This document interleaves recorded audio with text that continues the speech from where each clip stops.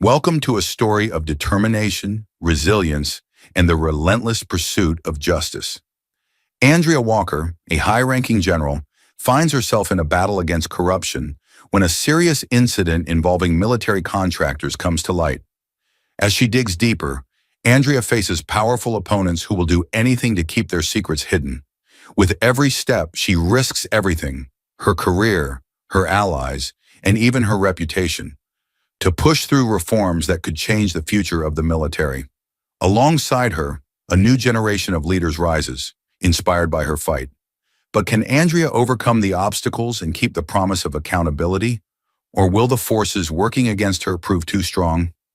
Join us on this journey of courage and transformation. Subscribe, like, and leave a comment with your thoughts on what you think will happen next. Will Andrea's resolve be enough to change the system? Stay tuned to find out. General Andrea Walker sat in the quiet corner of the airport lounge, the delicate aroma of her herbal tea swirling in the air. The lounge, tucked away from the bustling crowds, was a haven of calm amid the chaos of travel, its walls lined with leather armchairs and glass partitions that offered a sense of privacy. Andrea found herself grateful for the solitude. The past few weeks had been grueling, filled with back-to-back meetings, endless briefings, and the weight of the upcoming summit pressing heavily on her mind. She took a slow, deliberate sip of her tea, savoring the warmth as it spread through her, grounding her in the present moment. Outside the floor-to-ceiling windows, she watched the dance of airplanes as they taxied along the runway, some preparing to take off, others slowly inching their way toward the gates. Beyond the busy movement of the airport, the late afternoon sun painted the sky in hues of orange and purple, casting long shadows across the tarmac. Her thoughts, however, were far from the tranquil scene outside. In her mind, she was already en route to Washington, D.C., where the summit awaited. The summit was no ordinary meeting. It would bring together some of the highest-ranking officials in the military, political leaders, and defense contractors. Their task? To shape the future of military strategy in an era marked by technological advances and geopolitical shifts. The decisions made in those rooms would ripple across the world, affecting not just the military, but the lives of countless civilians. Andrea had attended her share of such summits, but this one felt different. It carried a sense of urgency, a need to address the challenges posed by evolving threats, and to balance the old guard's traditional views with the promise of new technology. She knew her voice would be crucial in these discussions. As a Black woman who had risen through the ranks to become a general in the United States Army, her presence was a statement in itself, a reminder that progress was possible, even in institutions where change often came slowly. She leaned back in her chair, allowing herself a rare moment of reflection. Her fingers brushed over the thick file of documents she had been poring over for the past several hours: classified briefings, intelligence assessments, and tactical reports from her most recent deployment. Each page was a reminder of the responsibilities she carried, responsibilities that had grown heavier with each promotion, each new command. For Andrea, the weight was familiar. It was a constant companion, as much a part of her as the uniform she wore. She had learned to carry it, to find strength in the challenges, and to use the doubts of others as fuel for her own determination. But as she stared at the sunset reflecting off the windows, she couldn't deny the sense of unease that lingered beneath her resolve. The summit wasn't just about the military's future, it was about her place within it. As Andrea sipped her tea, she allowed her mind to wander back through the years, to the moments that had shaped her path to this point. She thought of the first time she had put on the Army uniform, how it had felt like a second skin even then. She remembered the early days of her career, when she was just a lieutenant fresh out of West Point. Eager to prove herself, she had been one of the few Black women in her cohort, and that fact had set her apart, even as she tried to blend into the ranks. In those days, the unspoken doubts had been as constant as the cadence of boots on the drill field. There were the sidelong glances from peers who wondered if she had been given special treatment, the quiet skepticism from some of her superiors who questioned her ability to handle pressure. But Andrea had faced each challenge head-on. She had pushed herself harder than anyone else, spending late nights studying tactical manuals, running extra drills, and volunteering for assignments that others shied away from. She remembered one particularly grueling training exercise in the Mojave Desert, where the heat was so intense that it seemed to warp the air around them. The exercise involved leading her platoon through a simulated battlefield, navigating rough terrain while coordinating air support and maintaining radio silence. It was a test of both endurance and leadership, designed to push officers to their limits. Andrea's unit had faced obstacle after obstacle: radio interference, unexpected ambushes, and a simulated casualty that she had to evacuate under fire. During the final stretch, as the sun dipped below the horizon and the desert cooled, she had led her platoon up a steep ridge, their muscles burning with the strain. The wind howled around them, carrying the scent of dust and sweat. By the time they reached the top, several soldiers had fallen behind, and exhaustion was etched into every face. But Andrea had refused to let them rest. She had rallied her team, reminding them of their training, urging them forward with a voice that brooked no argument. When they finally reached the extraction point, an officer from the evaluation team had pulled her aside. He was a tall, grizzled veteran with a deep voice that carried authority, and Andrea had braced herself for the critique. Instead, he had given her a single nod and said, "You've got grit, Lieutenant. Keep that up, and you'll go far." The praise had been sparse, but it had meant everything to Andrea. It had been a reminder that, no matter how many doubted her, she had the skills and the drive to make it. That exercise had marked a turning point in her career, the moment when she stopped trying to prove herself to others and began to focus on what she could accomplish. It had been the first time she had truly believed that she could carve out a place for herself in a world that hadn't been built for her. Now, decades later, she could still feel the weight of that moment in her bones, the grit that had carried her through countless deployments, through the loss of comrades and the victories that had come at a steep price. But even as she had risen through the ranks, she had never stopped feeling the pressure to be perfect, to make no mistakes, to leave no room for those who doubted her to say, "I told you so." Her thoughts were interrupted by the soft chime of an announcement over the lounge's speakers, calling the passengers for her flight to the gate. Andrea glanced at her watch, then gathered her papers and slipped them into her briefcase with a practiced motion. She drained the last of her tea, savoring the lingering warmth, and stood. As she adjusted the strap of her bag over her shoulder, she took one last look at the fading sunset, steeling herself for the journey ahead. Andrea made her way through the terminal, moving with the purposeful stride that had become second nature. The airport was a blur of activity, with families shepherding restless children, business travelers checking their emails, and the ever-present rush of announcements echoing through the halls. But Andrea tuned out the noise, focusing on the task ahead. As she approached the gate, she spotted the line for first-class boarding already forming. The gate agent, a young man in a crisp uniform with a name tag that read Bradley Green, was scanning tickets with a practiced efficiency. When Andrea joined the line, Bradley's eyes flicked up, his expression neutral. But as she handed him her boarding pass, she caught the faintest hint of surprise in his eyes, followed by a hesitation that made her stomach tighten. "This is the first-class line, ma'am," Bradley said, his tone polite, but with an undercurrent of uncertainty. Andrea kept her expression carefully composed. "I'm aware," she replied evenly, her voice carrying the confidence that had taken years to cultivate. She knew better than to offer an explanation. She didn't owe him one. Bradley's gaze lingered on her for a moment, his brow furrowing as if trying to reconcile her presence with the image of a first-class passenger he carried in his mind. Andrea watched him, resisting the urge to challenge the assumptions she could see playing out behind his eyes. Instead, she simply waited, letting the silence stretch between them. Finally, Bradley seemed to catch himself. He quickly scanned her ticket, the electronic device in his hand beeping to confirm her seat assignment. "Enjoy your flight, General Walker," he said, his voice more subdued as he handed back her boarding pass. Andrea took the ticket without a word and walked past him, her footsteps steady on the jet bridge. But as she moved, she could feel the weight of the other passengers' eyes on her. Curious glances, some perhaps judgmental, others merely indifferent. It was a feeling she had grown accustomed to over the years, a reminder that she would always stand out in spaces where she wasn't expected.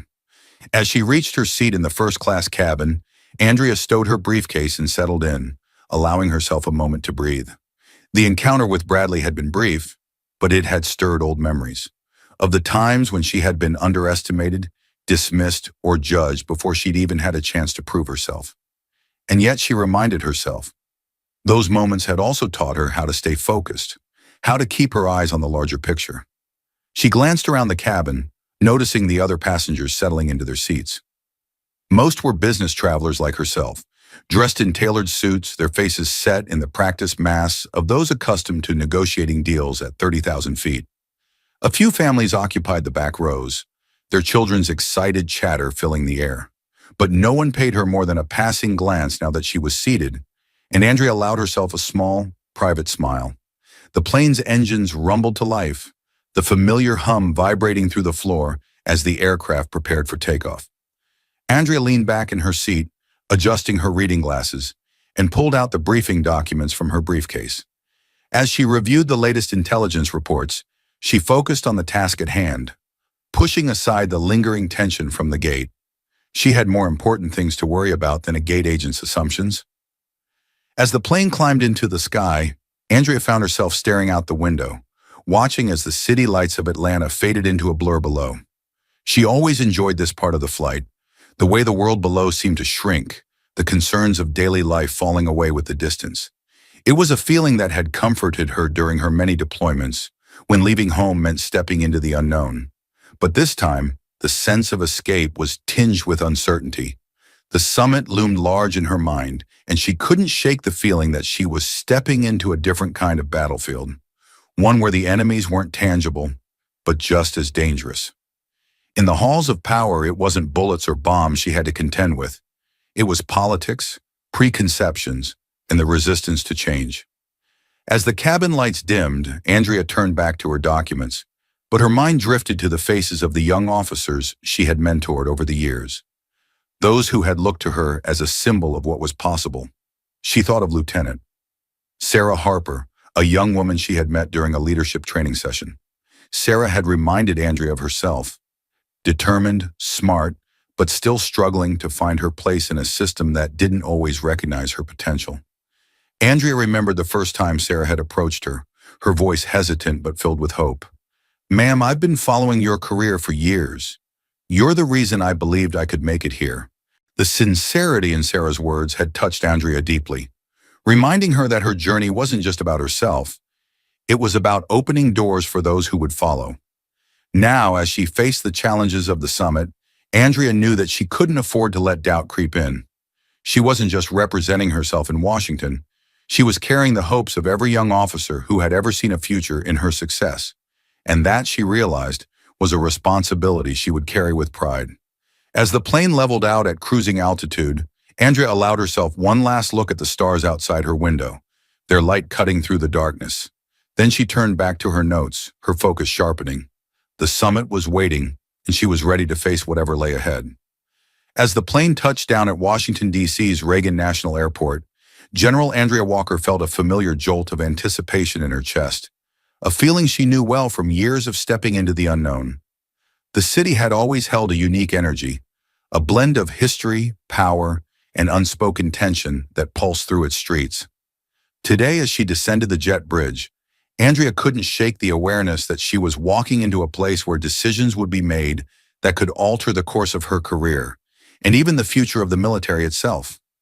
After retrieving her luggage, Andrea found herself weaving through the busy terminal, her mind already shifting gears to the events that lay ahead.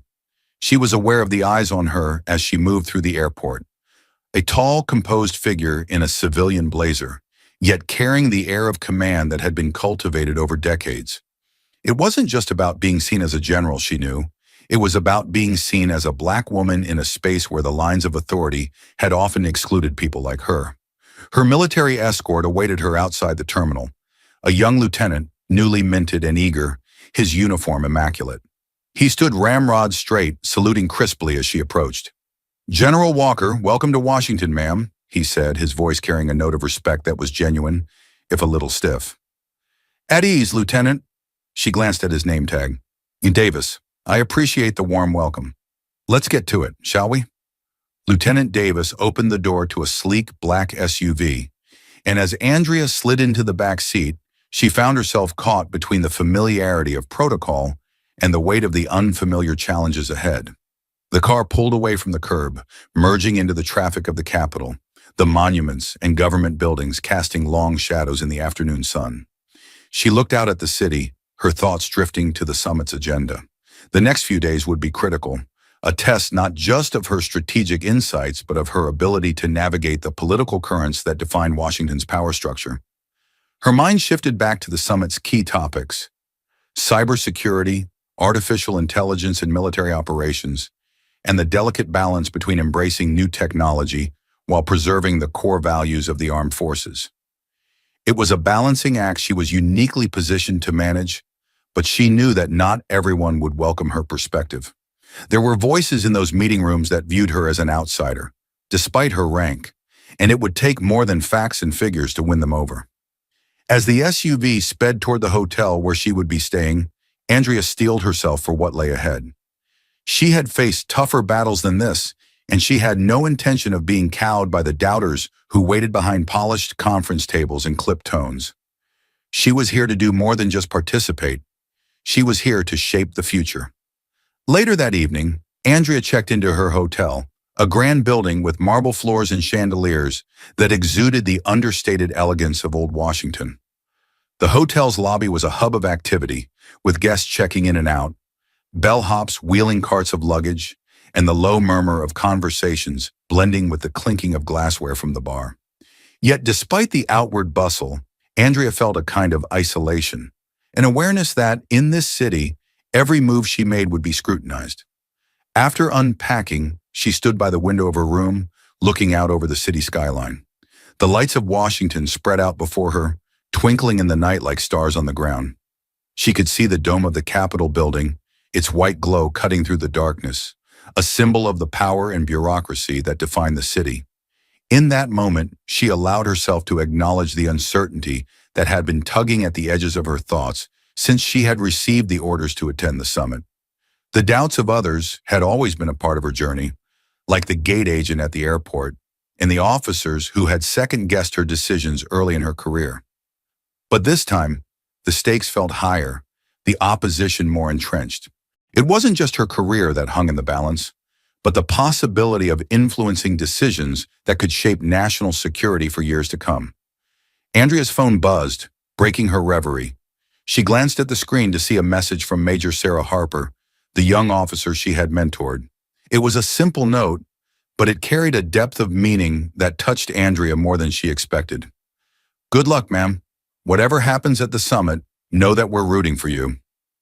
Andrea smiled at the message, her heart warmed by the thought that her efforts were seen, that her presence in rooms like the one she was about to enter mattered to those who were watching from the sidelines. She typed a quick reply, "Thank you, Major. I'll do my best." She set her phone down and returned her gaze to the Capitol, feeling a sense of renewed determination. The summit was a battlefield of a different sort, but Andrea Walker was no stranger to battle.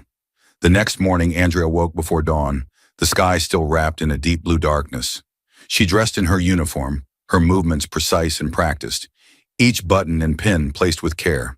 Her reflection in the hotel mirror showed a woman who had weathered many storms, a woman whose eyes held the quiet resolve that had seen her through every challenge the military had thrown at her. By the time she arrived at the conference center, the sun had just begun to rise, casting a soft glow over the city. The building itself was a modern structure of glass and steel, its design a contrast to the classical architecture that defined much of Washington.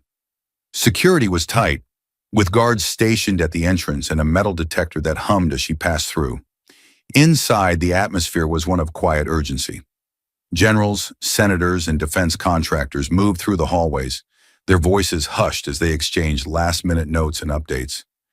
Andrea felt a few curious glances in her direction, some respectful, others less so, but she kept her focus forward, her stride confident. As she entered the conference room, she took in the scene. A long, polished table surrounded by high-backed chairs, each one marked with a nameplate. Her own seat was near the center, a clear signal that she would be a key player in the discussions. She set her briefcase down, organizing her notes with a deliberate calm, even as she sensed the quiet tension building in the room. One by one, the others filed in.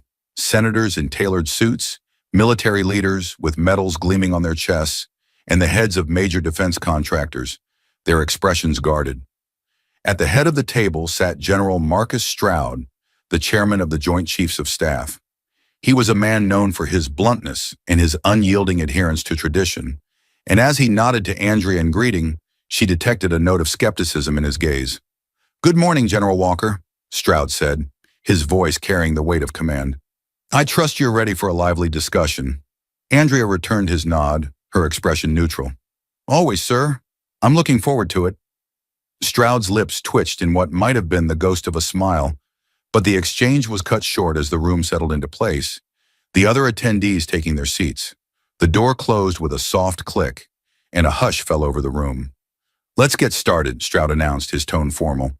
"We have a lot to cover, and not much time to waste."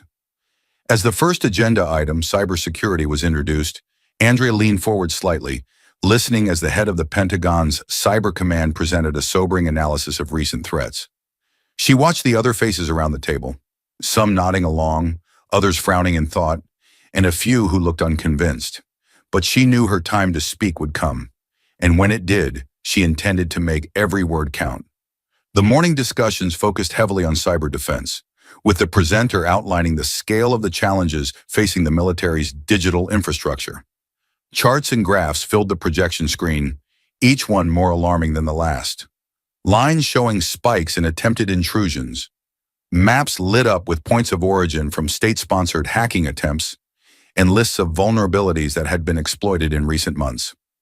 Andrea listened intently, her mind racing as she processed the data. This was a topic she had prepared for, an area where she had seen firsthand how critical cyber capabilities were becoming in modern warfare. Yet as the presentation concluded, she could see the skepticism written across the faces of some of the attendees. Senator James Nolan, a long-serving member of the Armed Services Committee, leaned back in his chair, crossing his arms over his chest. His graying hair and perpetually stern expression gave him the air of a man who had seen it all, and who wasn't easily impressed. "It's an alarming picture, no doubt," Nolan said, his tone skeptical. "But I'm not convinced that pouring more money into cyber defense is the answer.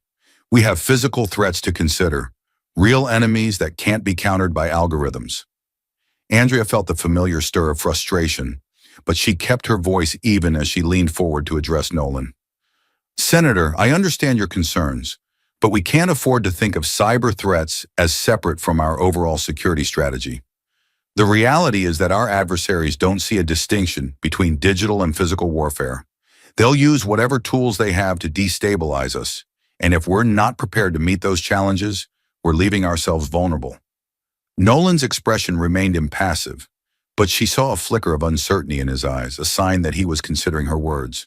Before he could respond, another voice cut in, a woman with sharp features and a no-nonsense demeanor, one of the senior analysts from the Defense Intelligence Agency. "General Walker is right," the analyst said, her voice carrying a note of urgency. "We've seen firsthand how cyber attacks can cripple our systems, communications, logistics, even command and control networks. If we don't address these vulnerabilities, it won't matter how many tanks or fighter jets we have. We'll be fighting blind." The room buzzed with murmurs, and Andrea felt a small surge of relief that someone else had spoken up, but she knew the debate was far from over. As the conversation continued, she found herself caught between allies and skeptics, navigating the delicate balance of persuasion and pragmatism. By the time the morning session ended, Andrea's mind was buzzing with strategies and counter-arguments. She knew that the real battle was only just beginning, and that she would have to dig even deeper to make her voice heard in the sessions that followed. The conference room buzzed with tension as the summit resumed after a short break, the atmosphere thick with the weight of conflicting priorities. General Andrea Walker took her seat, her mind replaying the morning's discussions. Despite the friction, she had made headway on emphasizing the need for robust cyber defense measures.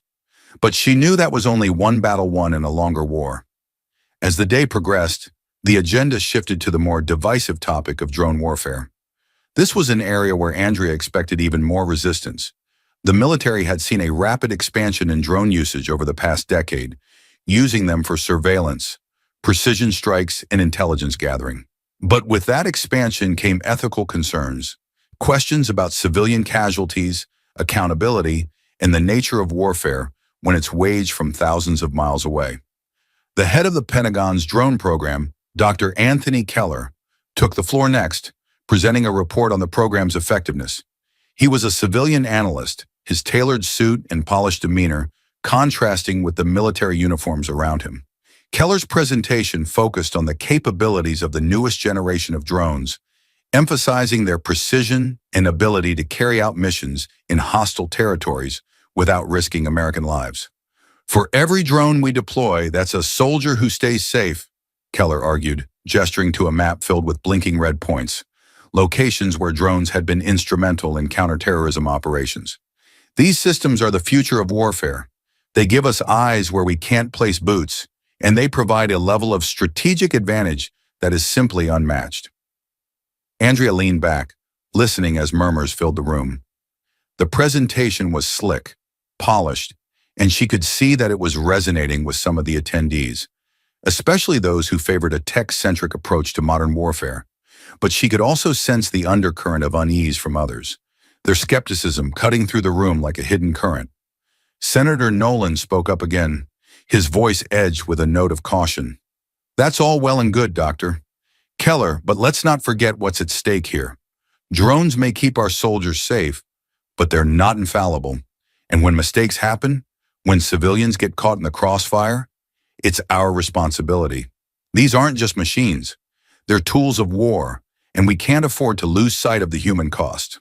The tension in the room spiked, and Andrea felt a familiar urge to step into the fray. She had seen firsthand how effective drones could be, but she had also been on the ground when things went wrong. She knew the complexities of coordinating air support from a command center half a world away, and the weight of the decisions that often fell on her shoulders. It was time to offer a perspective that went beyond data points and abstract calculations. "Senator, you raise a valid point," Andrea interjected, her voice calm but firm. "But I think we're missing an important part of the conversation here. It's not just about whether we use drones. It's about how we use them. It's about ensuring that every strike is backed by solid intelligence and that there's oversight every step of the way. We need to develop protocols that minimize collateral damage and prioritize human life, while still leveraging the capabilities that these systems offer." She glanced around the room, meeting the eyes of those who were listening. Some nodded, others remained stony-faced, but Andrea pressed on. "The reality is that drones have already become an integral part of our operations. Ignoring that won't make the challenges disappear. What we need is a framework that ensures accountability, one that makes sure that when we deploy these tools, we're doing so with clear rules of engagement." Keller offered her a thin smile, but it didn't reach his eyes. "And who would you suggest should set those rules, General Walker? The military or the politicians?" Andrea held his gaze unflinching. "It's going to take both. And that's why we're all sitting at this table, isn't it?" A murmur of agreement rippled through the room, and for a moment Andrea sensed that she had managed to bridge the gap between the opposing views. But as the discussion continued, she knew that the deeper disagreements hadn't been resolved. The question of how to balance technological advantage with ethical responsibility remained unanswered, and it would require more than one conversation to find common ground. As the day stretched into afternoon, the discussion shifted to the integration of artificial intelligence in military decision-making, another flashpoint where opinions clashed. The debate centered on whether AI should be allowed to assist in critical decisions, such as analyzing battlefield data or recommending tactical responses. It was an area filled with promise, but also fraught with risk.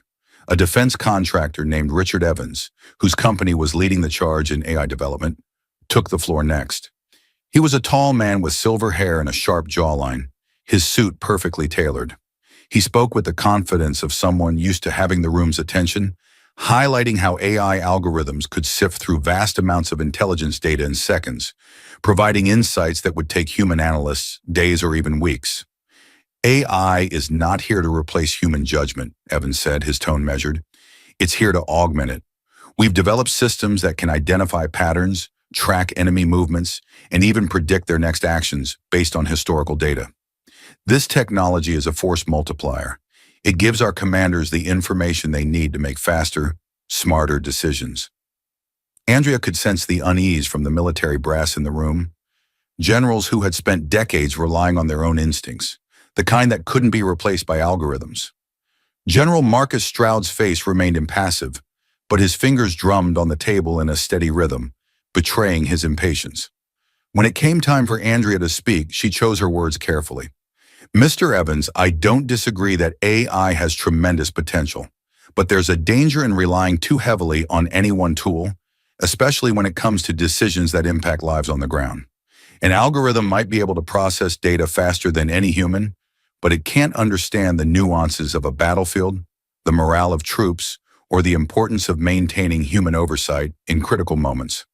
She glanced around the table, meeting the gaze of General Stroud. AI can assist us, but it should never replace the human element. We need protocols that ensure that human judgment remains at the center of our decision-making process, especially in situations where lives are at stake. That's not just a matter of strategy, it's a matter of principle. Stroud gave a brief nod, and Andrea felt a small surge of satisfaction. But as Evans countered with another argument about the inevitability of progress, she knew that the lines were being drawn. Some around the table were eager to embrace the new, to push forward with the promise of technology, while others were wary of losing the human touch that had defined military leadership for centuries. As the debate continued, Andrea found herself subtly aligning with those who shared her concerns, forming an unspoken alliance with a few of the more pragmatic voices in the room. There was Colonel Henry Mason, a grizzled veteran who had spent much of his career in special operations, and Senator Alice Rivera, a former intelligence officer turned politician who understood the complexities of modern warfare better than most. Mason leaned over to Andrea during a break, his voice a low rumble. "You're making a lot of sense, General. These folks pushing for AI, they don't always see the full picture.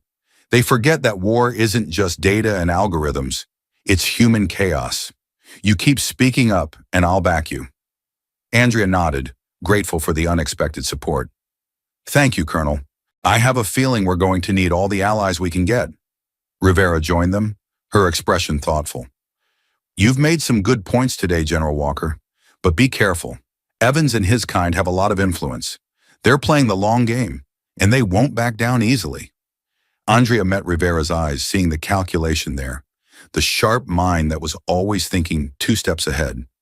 "I'm playing the long game too, Senator, and I don't intend to back down either."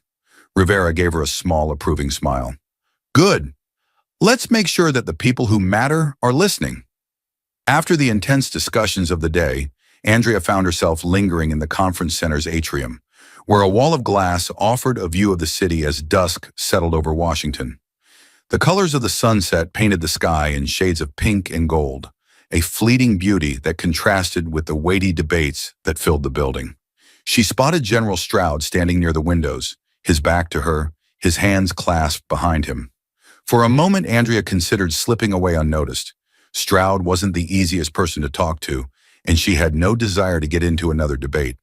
But something in his posture made her pause. It wasn't the commanding presence he usually carried, but something more introspective, almost weary. She approached quietly, coming to stand beside him. "It's been a long day, sir." Stroud glanced at her, a small grunt of acknowledgement escaping him. "That it has, Walker. These kinds of meetings, they drain a man more than a full day in the field." Andrea allowed herself a small smile. "Different kind of battlefield, I suppose." Stroud turned his gaze back to the city, his face softened by the fading light. "You've held your own in there today. Can't say I agree with everything you've said, but I respect the way you've said it." It wasn't quite a compliment, but coming from Stroud, it might have been the closest she would get. Andrea inclined her head. "Thank you, sir. I just want to make sure that we're making the right decisions, not just the easy ones." Stroud nodded slowly, his gaze distant. "You know, when I started in this job, I thought I had all the answers, thought that experience was the only thing that mattered. But times change, don't they? Maybe it's time I started changing with them." Andrea looked at him, caught off guard by the rare moment of vulnerability. It was a reminder that even those who seemed most set in their ways could still be reached, if only for a moment. I think we're all trying to find our place in a changing world, sir. It's not easy, but that's why we're here. Stroud offered her a brief, almost reluctant smile, then turned back toward the conference room. Well, General, we've got more talking to do tomorrow. Let's see if we can't figure out a way through this mess. As he walked away, Andrea felt a strange sense of hope. It wasn't a victory, not yet, but it was a start. And in Washington, where progress was often measured in inches rather than miles, that was enough. The next morning, the conference center was a hive of activity as the summit entered its most critical phase. The discussions had grown more contentious, the stakes higher with each passing hour. The main focus today was the role of artificial intelligence in tactical decision-making, a topic that had already sparked heated arguments and divided the room. Andrea Walker took her seat, her face calm, but her mind sharp and ready. As she scanned the attendees, she noticed that the tone of the room had shifted overnight. Richard Evans, the defense contractor pushing for AI's expanded role, seemed more determined than ever, his expression set in a mask of confidence. On the other hand, General Stroud appeared more reserved, his eyes thoughtful, as if still mulling over the conversation they'd shared the previous evening. Senator Alice Rivera, with whom Andrea had formed an unspoken alliance, sat across from her, giving Andrea a slight nod as if to say, "We're in this together."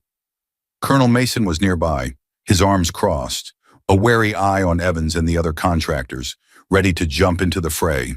The energy in the room was tense, like the moments before a battle when everyone is braced for the first strike. As the meeting began, Evans wasted no time in making his case, his tone smooth and assertive. He presented a new AI initiative that would allow autonomous systems to provide real-time combat assessments, recommending strategies based on data analysis from ongoing operations. He spoke passionately about how this would revolutionize military efficiency, allowing commanders to react faster than ever before. "Imagine a battlefield where we can adapt our tactics instantaneously," Evans said, his voice ringing with conviction. "Where decisions are informed by data collected in real time from hundreds of sources. This is how we stay ahead of our adversaries. This is how we win." Some of the attendees nodded along, captivated by the promise of a more advanced, efficient military. But Andrea noticed the frowns, the skeptics who, like her, were uneasy with the implications of handing over too much control to machines. General Stroud leaned back in his chair, arms crossed, his jaw tight, a sign that he was ready to challenge Evans' vision. Andrea raised her hand to speak, and the room quieted. She fixed her gaze on Evans, choosing her words carefully. "Mr. Evans, I appreciate the potential that AI offers, but let's not lose sight of the risks. When we start talking about systems making decisions in the heat of combat, we're crossing a line. Human judgment, born of experience, is not something that can be replaced by algorithms, no matter how advanced they are." Evans offered her a thin, condescending smile. "General Walker, with all due respect, we're not talking about replacing commanders. We're talking about giving them better tools, tools that can process information faster than any human could." Andrea held her ground. "That might be true, but there's a difference between offering information and making recommendations that carry the weight of authority. If an AI system suggests a course of action and a commander has seconds to make a decision, who's really in control?" The room fell silent, Andrea's words lingering in the air. She could see the tension on Evans' face, the frustration of someone who wasn't used to being questioned, but she could also see the thoughtful expressions on the faces of those around her. Military leaders who understood the stakes, who had seen the chaos of battle and knew that no machine could fully grasp its complexities. Senator Rivera took the opportunity to back Andrea up, her voice cutting through the quiet. "The general has a point, Mr. Evans. We need to ensure that any AI system we deploy remains under human control. That means transparency in how decisions are made and accountability when things go wrong." Evans' smile faded, replaced by a steely determination. "If we want to maintain our edge, we need to trust the capabilities of these systems. The world is changing, and if we don't change with it, we'll be left behind." Andrea's jaw tightened, but she forced herself to stay calm. She knew that Evans was trying to paint her, and those who shared her concerns, as resistant to progress. But she wasn't opposed to new technology. She was opposed to rushing into changes that could have dangerous consequences. She glanced at Rivera, who gave her a small nod of encouragement, and knew that she wasn't alone in this fight. The debate raged on, with voices rising and tempers flaring. Andrea could feel the strain in her own voice as she defended the need for careful oversight, but she refused to back down. This wasn't just about winning an argument, it was about shaping the future of the military in a way that valued human life and respected the complexity of command.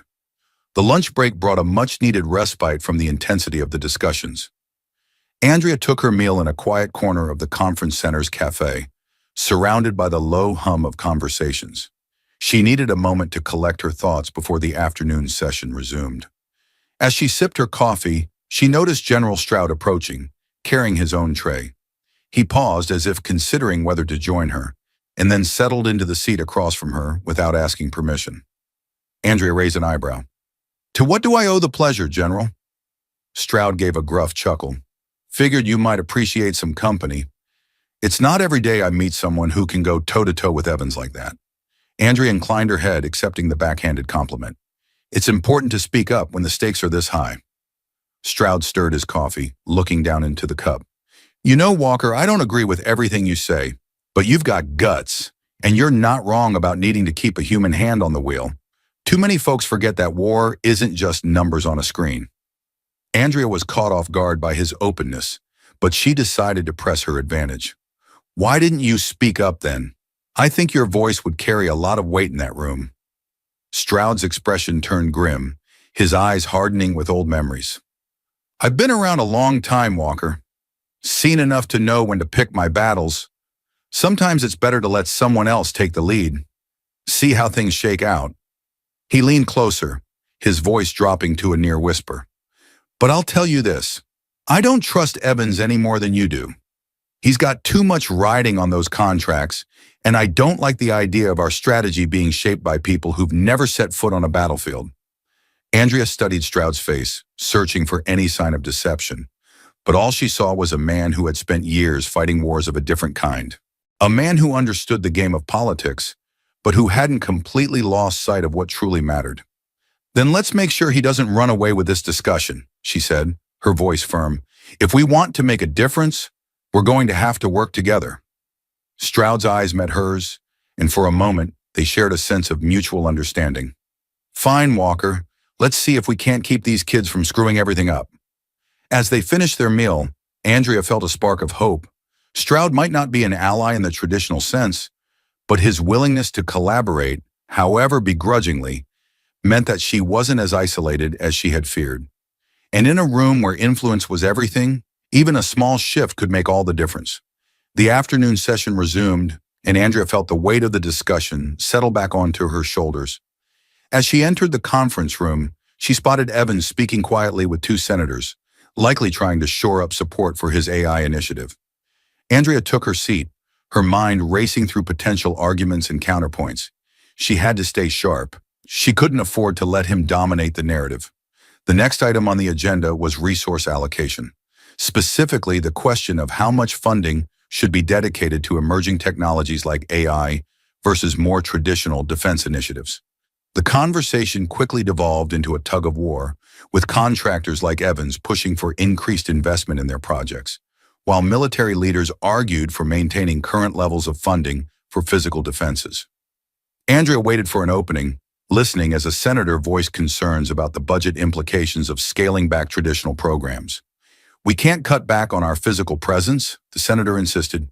"Sure, drones and AI are important, but our strength has always been in our ability to project power where it matters."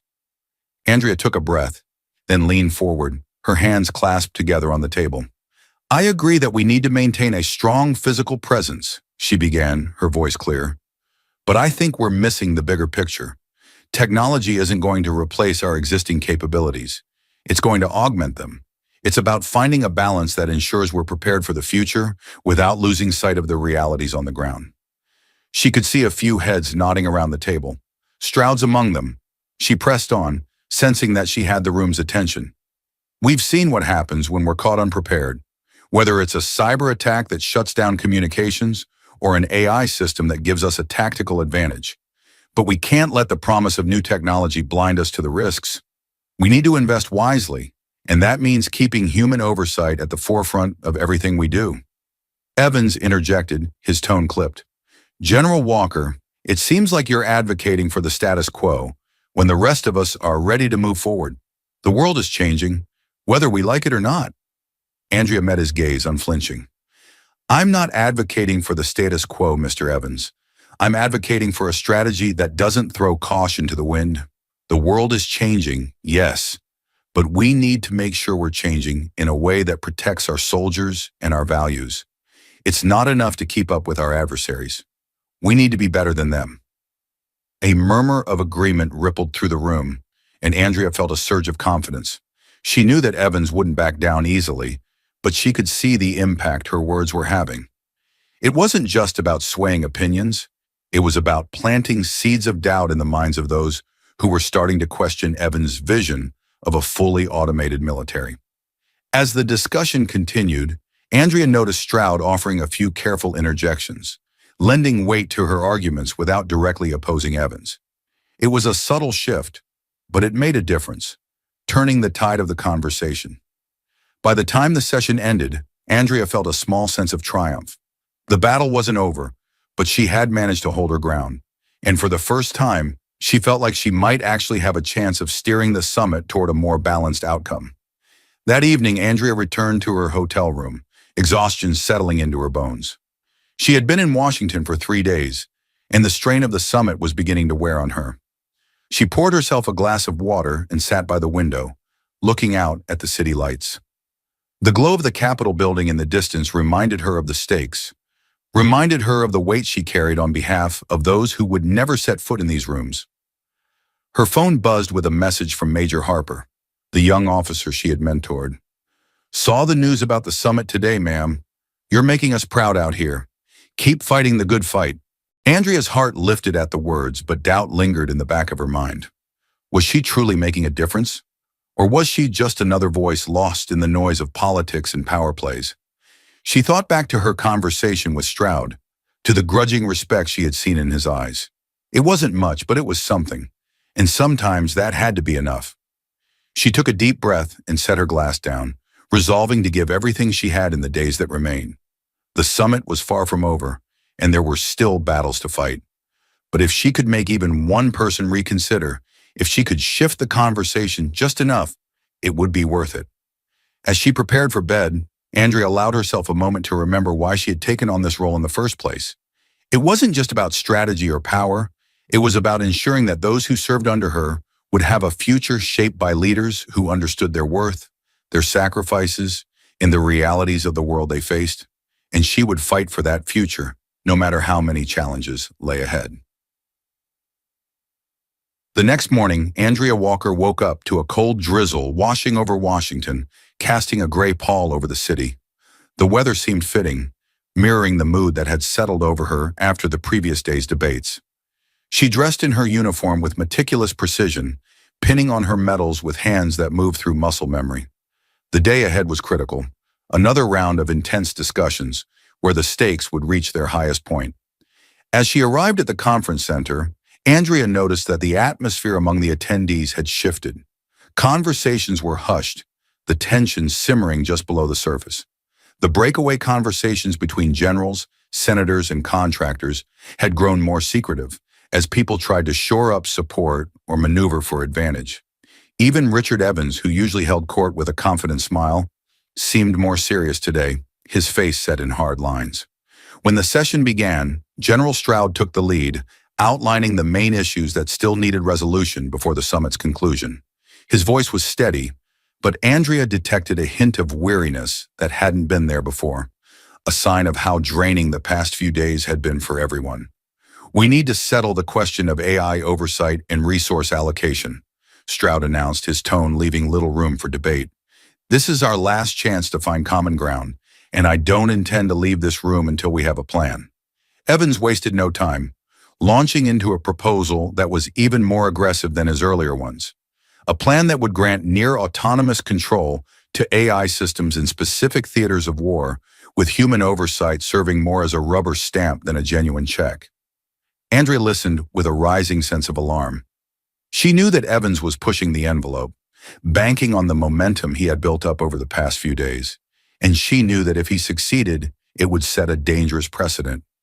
When it was her turn to speak, Andrea rose from her seat, her spine straight, her voice carrying the quiet authority of years in command. "We've heard a lot about the future of warfare over the past few days," she began, her eyes sweeping the room. "But the future isn't just about technology. It's about the people who carry out these missions, who live with the consequences of our decisions. If we allow AI systems to operate without meaningful oversight, we're abdicating our responsibility. We're giving up the very thing that makes us leaders, our judgment, our understanding of the human cost." She paused, letting her words sink in. She could feel the eyes of the room on her, some skeptical, some thoughtful, a few openly hostile. But she pressed on. "I'm not opposed to AI. I believe it has a place in our strategy, and it can be a powerful tool. But it must remain a tool, not a decision maker. We need a framework that ensures human commanders are in control at all times. That means clear protocols, transparency, and accountability. Anything less is a risk we can't afford to take." Evans leaned forward, his face tight with frustration. "General Walker, I think you're underestimating the speed at which our adversaries are moving. If we don't adapt, we'll be outpaced, left behind by countries that aren't afraid to use every advantage at their disposal." Andrea met his gaze unflinching. "It's not enough to be fast, Mr. Evans. We have to be right. We have to be principled. Because if we lose sight of that, it won't matter how many battles we win. We'll have lost the war." A murmur of agreement rippled through the room, and Andrea sensed that her words had struck a chord. But she knew that words alone wouldn't be enough. As the debate raged on, she realized that a compromise would be necessary, something that could address the valid concerns about keeping up with technological advances without sacrificing oversight. It would be a delicate balancing act, but Andrea had been navigating tightropes for her entire career. After a tense morning of negotiations, the attendees broke for lunch, but the discussions continued in small groups around the conference center. Andrea found herself cornered by Senator Rivera and Colonel Mason, their expressions grim. "You made some good points in there, General," Rivera said, her voice low. "But Evans isn't backing down, and he's got the ear of more than a few people who want to see things move forward. Fast." Mason nodded in agreement, his brow furrowed. "There's talk of pushing through a vote tomorrow, finalizing the funding for Evans' AI program without the kind of oversight you're talking about. If that happens, all of this, everything we've been fighting for, goes out the window." Andrea's jaw tightened, but she forced herself to think clearly. She couldn't afford to let frustration cloud her judgment, not when the stakes were this high. "Then we need to come up with an alternative that they can't ignore. Something that addresses their concerns about staying competitive, but doesn't give AI free rein." Rivera crossed her arms, considering Andrea's words. "It won't be easy. You've got Stroud's support, but he's not willing to go as far as we need him to. He's afraid of rocking the boat." Andrea thought back to her conversation with Stroud the previous evening, the hint of doubt she had seen in his eyes. It was a gamble, but she had to try. "I'll talk to him. If we can get him to agree to a more balanced proposal, we might have a chance." Mason glanced around, lowering his voice further. "You sure about this, General? If Stroud decides to side with Evans instead, it could sink us." Andrea looked him in the eye, her voice steady. "I didn't come here to play it safe, Colonel. I came here to make sure we do what's right. Let me worry about Stroud." As she walked away, Andrea felt the weight of her decision pressing down on her, but she knew it was the only way forward. She had faced down worse odds in her career, and she wasn't about to back down now, not when so much depended on it. Andrea caught up with General Stroud in a quiet hallway, away from the prying eyes and ears of the other attendees. He seemed to have anticipated her approach, leaning against a marble pillar with his arms crossed, his expression unreadable. For a moment, they stood in silence, the muffled sounds of the conference center filling the space between them. "Walker," Stroud said finally, his voice a low rumble, "I suppose you're here to convince me to change my mind. Andrea nodded. You know I can't support Evans's plan as it stands, sir, and I don't think you want to either. We both know what's at stake here. Stroud's gaze shifted, staring out through the windows at the gray sky. It's not as simple as you think. I've been doing this a long time, and I know when the winds are shifting. Evans has the backing of the brass, the contractors, even some of the politicians. They see AI as the key to staying ahead of China and Russia. If I oppose him too strongly, it could cost me my influence. Andrea took a step closer, her voice soft but firm. And what will that influence be worth if we let AI systems run missions without proper oversight? What happens when the first mistake is made and there's no one left to take responsibility? You know the consequences better than anyone. Stroud met her eyes, and for a moment, Andrea thought she saw a flicker of something. Regret, perhaps, or fear. But then he looked away, his face hardening. I'm not saying you're wrong, Walker, but you need to understand that this isn't just about the ethics. It's about politics, about keeping our allies close and our enemies in check. Andrea let out a slow breath, choosing her next words carefully. Then help me craft a compromise, something that addresses their concerns without sacrificing our principles. We can do this, Stroud. We just need to be willing to take a stand. Stroud was silent for a long time, and Andrea could feel her pulse quickening, wondering if she had overstepped. But then he nodded almost reluctantly. All right, Walker, I'll give it a shot. But if this backfires, we both take the fall. Are you prepared for that? Andrea held his gaze unwavering. I've never been afraid of a fall, sir. Let's do this. Stroud's lips twitched into a faint smile, and he gave her a curt nod before turning back toward the conference room. Let's see if we can't shake things up. The afternoon session resumed, and Andrea took her seat beside Stroud, feeling a new sense of purpose. Stroud began by introducing a revised proposal, a plan that allowed for increased AI integration, but with mandatory human oversight in all combat operations. The compromise aimed to speed up decision-making without fully ceding control to machines. Evans's reaction was immediate, his face tightening with displeasure as he rose to his feet. This proposal undermines everything we've worked for, he said sharply. It's a step backward when we need to be moving forward. Stroud's voice cut through the room like a blade. It's a step toward ensuring that the military remains accountable for its actions, Mr. Evans. You want to talk about staying ahead of our adversaries? Fine, but not at the cost of losing what makes us a responsible military power. Andrea saw the ripple of surprise pass through the room at Stroud's words. She knew that few expected him to side with her so openly. But she also saw the anger building in Evans' eyes, and she braced herself for the backlash. Evans turned his gaze on Andrea, his voice laced with scorn. General Walker, you've made your concerns clear, but this compromise is a half measure. You're holding us back because you're afraid of change. You're clinging to a world that no longer exists. Andrea rose from her seat, her expression unyielding. I'm not afraid of change, Mr. Evans. I'm afraid of what happens when we forget the value of human life. If that makes me cautious, so be it. But I won't apologize for wanting to protect the people who serve under my command. Evans's hands clenched into fists, but before he could respond, Stroud raised a hand, silencing the room. Enough. We've all made our arguments. It's time to put this to a vote. Let's see where the room stands. The tension in the air was palpable as the attendees cast their votes, each choice carrying the weight of their vision for the future. Andrea felt her heart pounding in her chest, each second stretching out like an eternity. She glanced at Rivera, who offered her a subtle nod of encouragement, then at Stroud, whose face remained impassive. When the votes were tallied, the result was closer than Andrea had expected. The compromise had won, by a narrow margin, but a win nonetheless. Andrea let out a breath she hadn't realized she was holding, a mixture of relief and disbelief washing over her. The room was divided, but for now her vision of a balanced approach had carried the day. Evans's face was a mask of anger, but he managed a tight smile. Congratulations, General Walker. You've won this round. But don't think for a moment that this fight is over. Andrea met his gaze evenly. I never thought it would be, Mr. Evans, but I'm prepared for whatever comes next. As the conference room emptied out after the vote, Andrea Walker lingered, feeling a heavy mix of relief and apprehension. She had won a critical battle, But the cost was clear.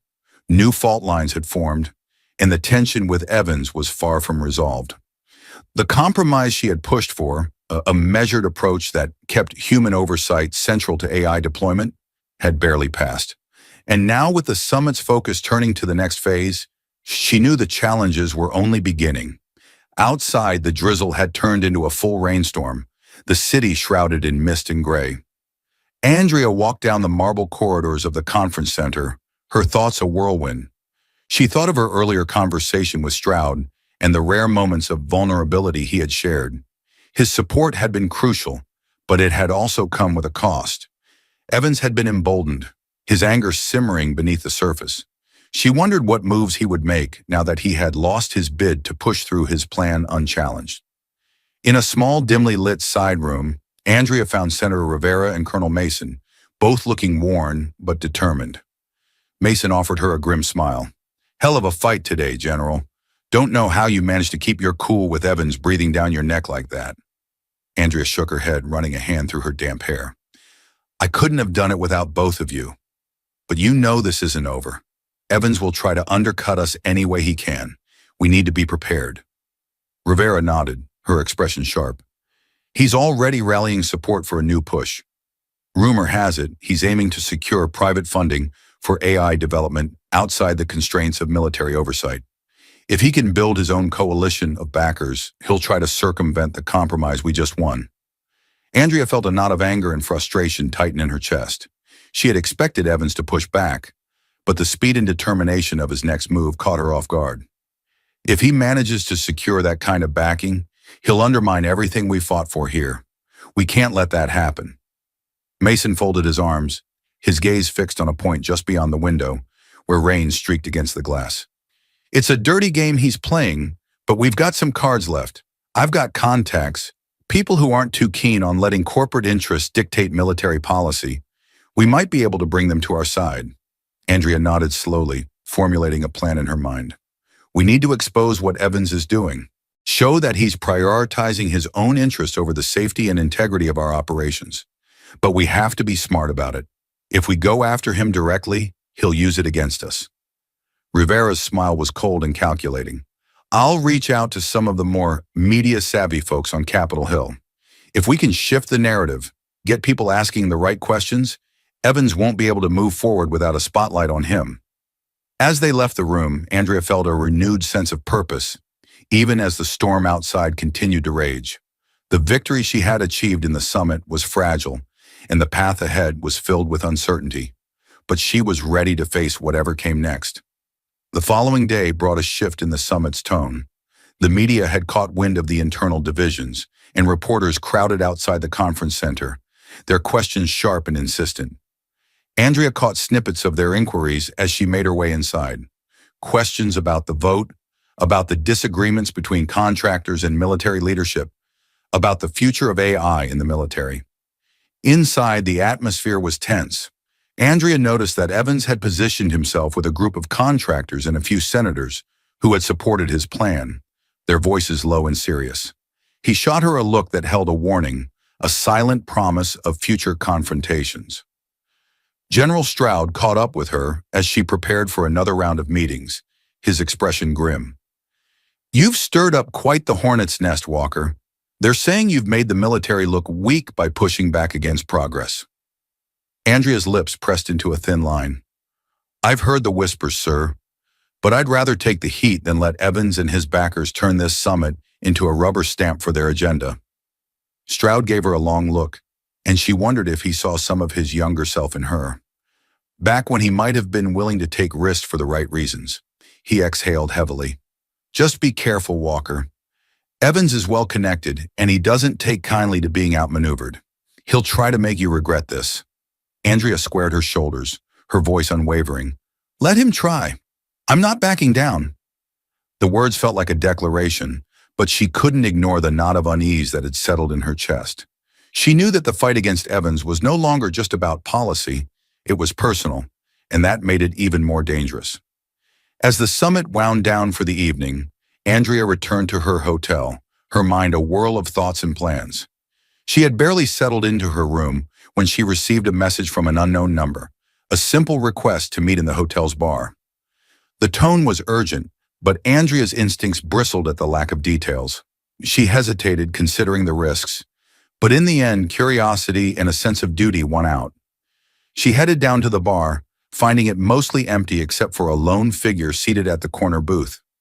It was one of the summit's junior analysts, a young man named Daniel Foster, who had been working on cybersecurity assessments. He looked up as she approached, his face pale and drawn. "General Walker," he said, his voice barely above a whisper. "Thank you for meeting me. I don't have much time." Andrea frowned, leaning closer. "What is this about, Foster? You've got 2 minutes." Foster swallowed hard, glancing over his shoulder before speaking. "It's Evans.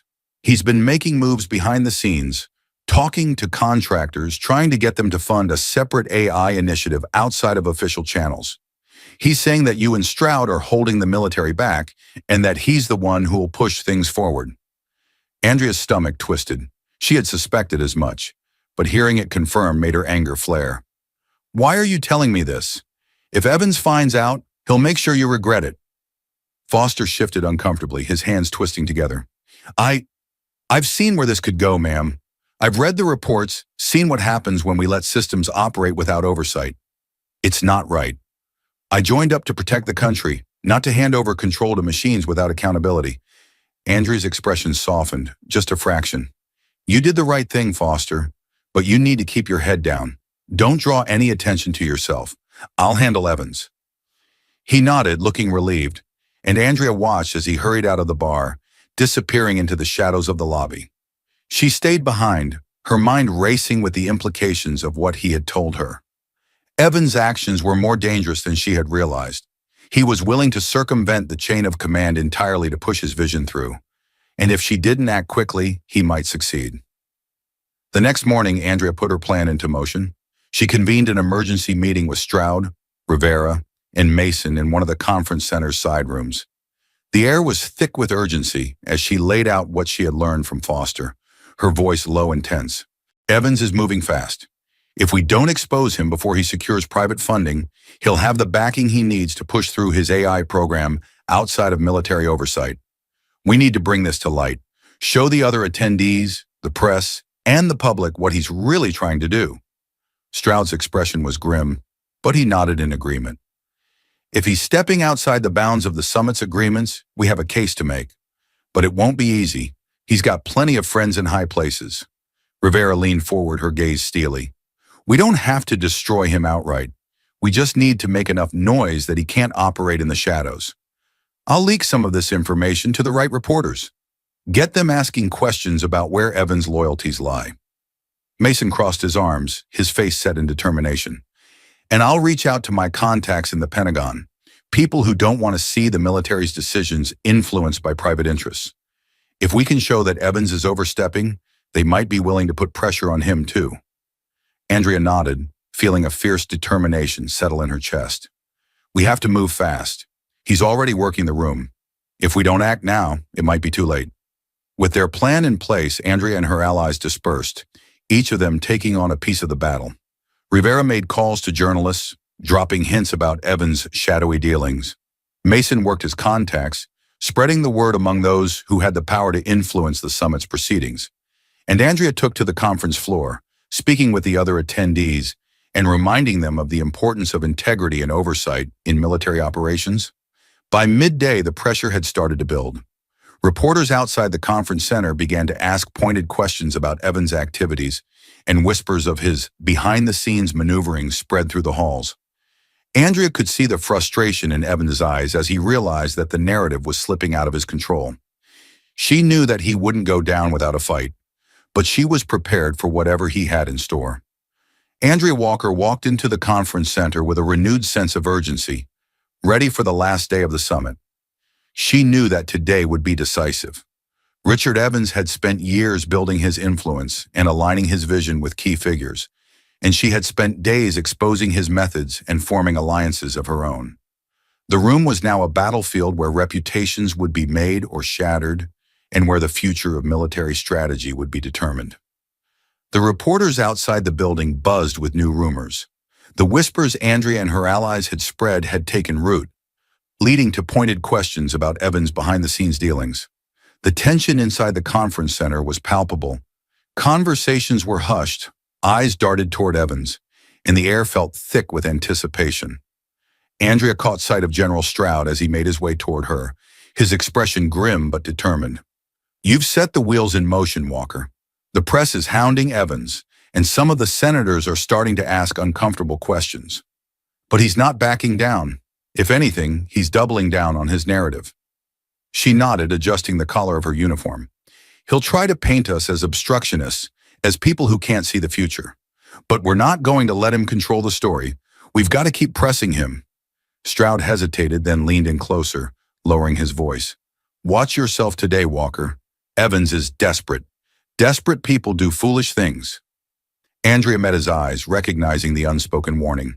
She gave a curt nod, then turned her attention back to the conference room.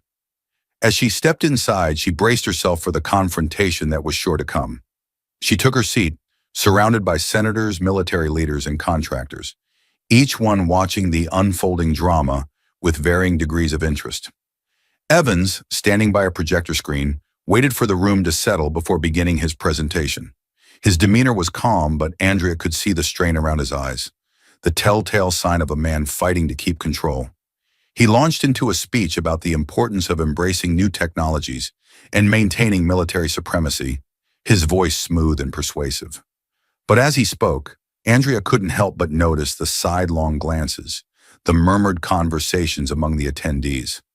The rumors about his behind-the-scenes deals had clearly shaken some of his supporters, and his confidence wavered as he realized he was losing his grip on the room. He wrapped up his speech and opened the floor for questions. But before anyone else could speak, Andrea stood, her voice ringing out. "Mr. Evans, I think we all appreciate your enthusiasm for innovation," Andrea began, keeping her tone even. "But there are serious concerns that need addressing. Specifically, the reports of your efforts to secure private funding for an AI initiative outside the oversight of this body." A murmur swept through the room, and Andrea saw a flash of anger cross Evans' face before he forced a smile. "General Walker, I assure you that any discussions I've had have been in the interest of ensuring that our military remains at the cutting edge. If private industry can accelerate our progress, why should we turn that down?" Andrea folded her arms, her expression stern.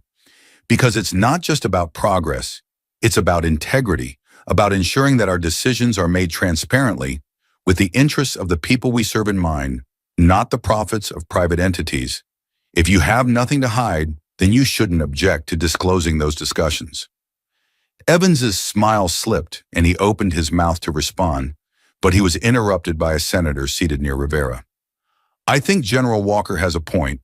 This summit is supposed to be about cooperation between the military and its partners, not about sidelining those who raise legitimate concerns." Andrea felt a surge of hope as the momentum in the room began to shift, but she knew that Evans would not give in easily, and she braced herself for his counterattack. The pressure of the moment was too much to keep contained within the public meeting. Evans, his face flushed with barely controlled anger, requested a recess. The attendees filed out of the conference room, murmuring among themselves, while Andrea, Stroud, Rivera, and Mason headed to a private side room to regroup. As they shut the door behind them, Andrea felt the tension thrumming through her veins.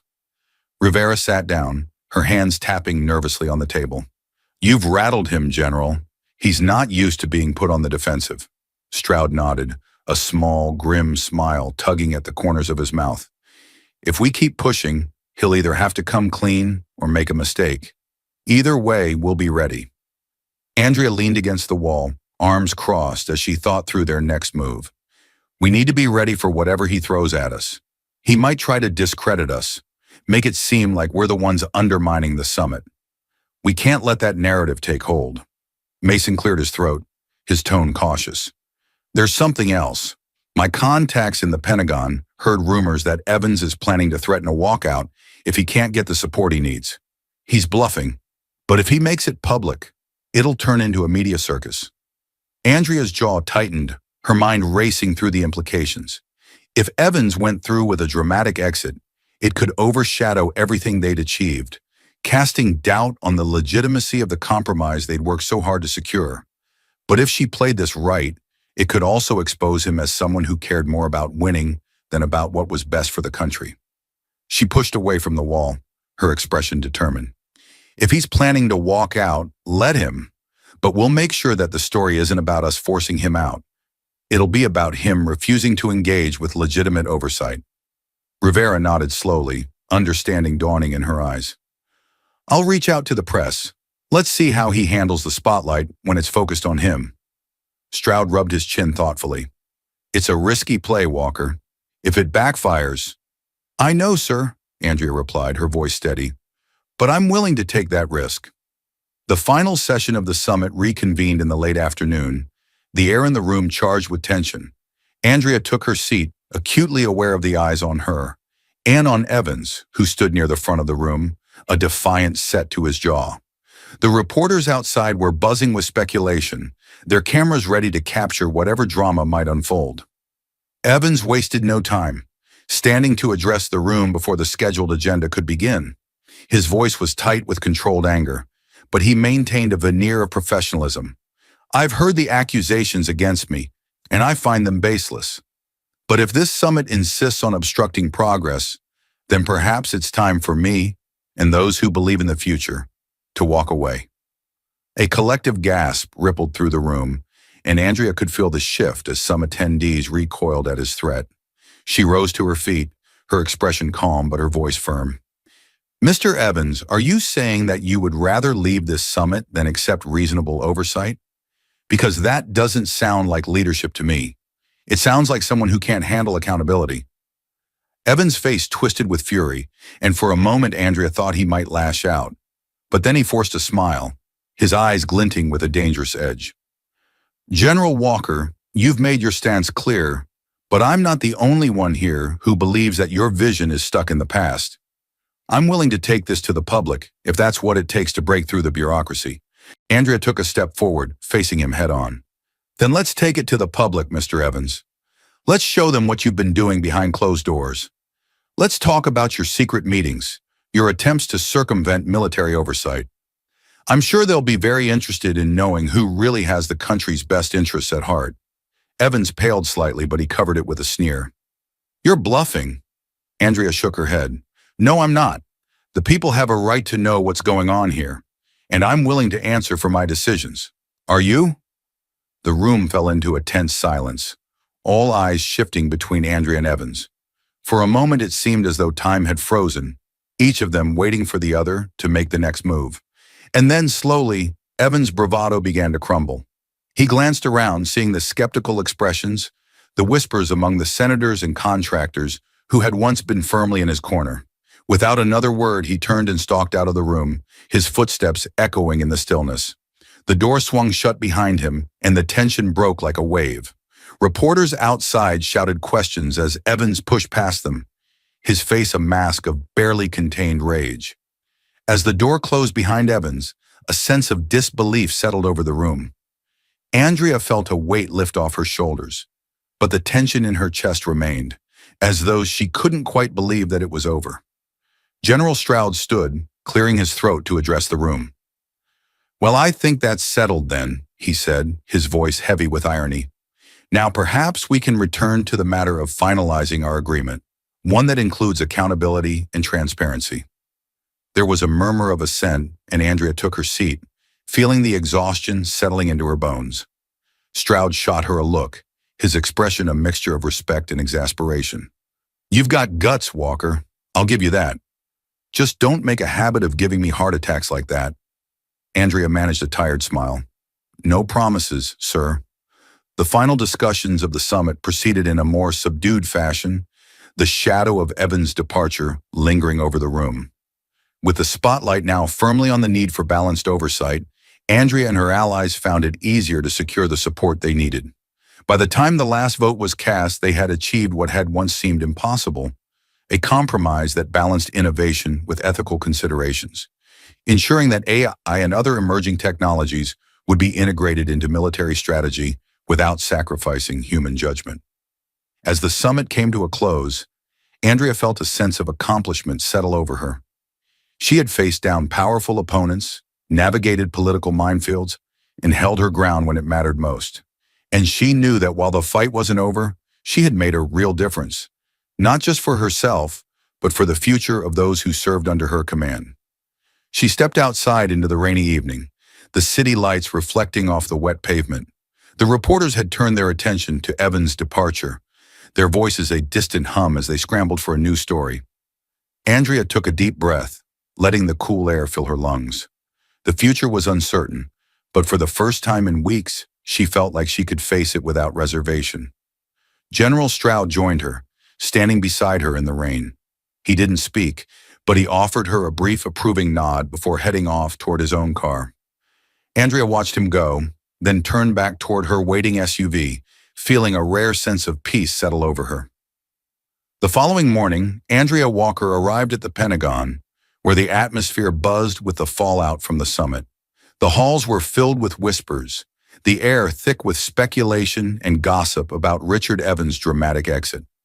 But amid the hushed conversations, Andrea could sense a shift in tone, a growing respect for the way she had handled herself and the difficult issues they had faced.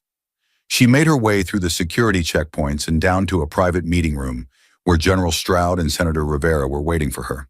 The senator was on the phone, giving a series of clipped instructions to her aides, while Stroud sat at the head of the conference table, reviewing a stack of documents. When Andrea entered, he looked up and offered a tired but genuine smile. "Walker, I'll give you this.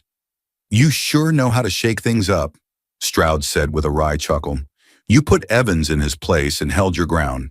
It's not something I see every day." Andrea took a seat across from him, her expression serious. "He put up a fight, but we couldn't afford to back down. If he had succeeded, we'd be dealing with a lot more than just bad headlines. He's made it clear he's not going away quietly, though." Rivera ended her call and joined them at the table, shaking her head in frustration. "Evans might be out of the picture for now, but he's already working to regroup. Word is he's looking to position himself as a private sector leader in defense tech. He'll try to influence policy from the outside." Andrea nodded, feeling the weight of Rivera's words settle in her chest.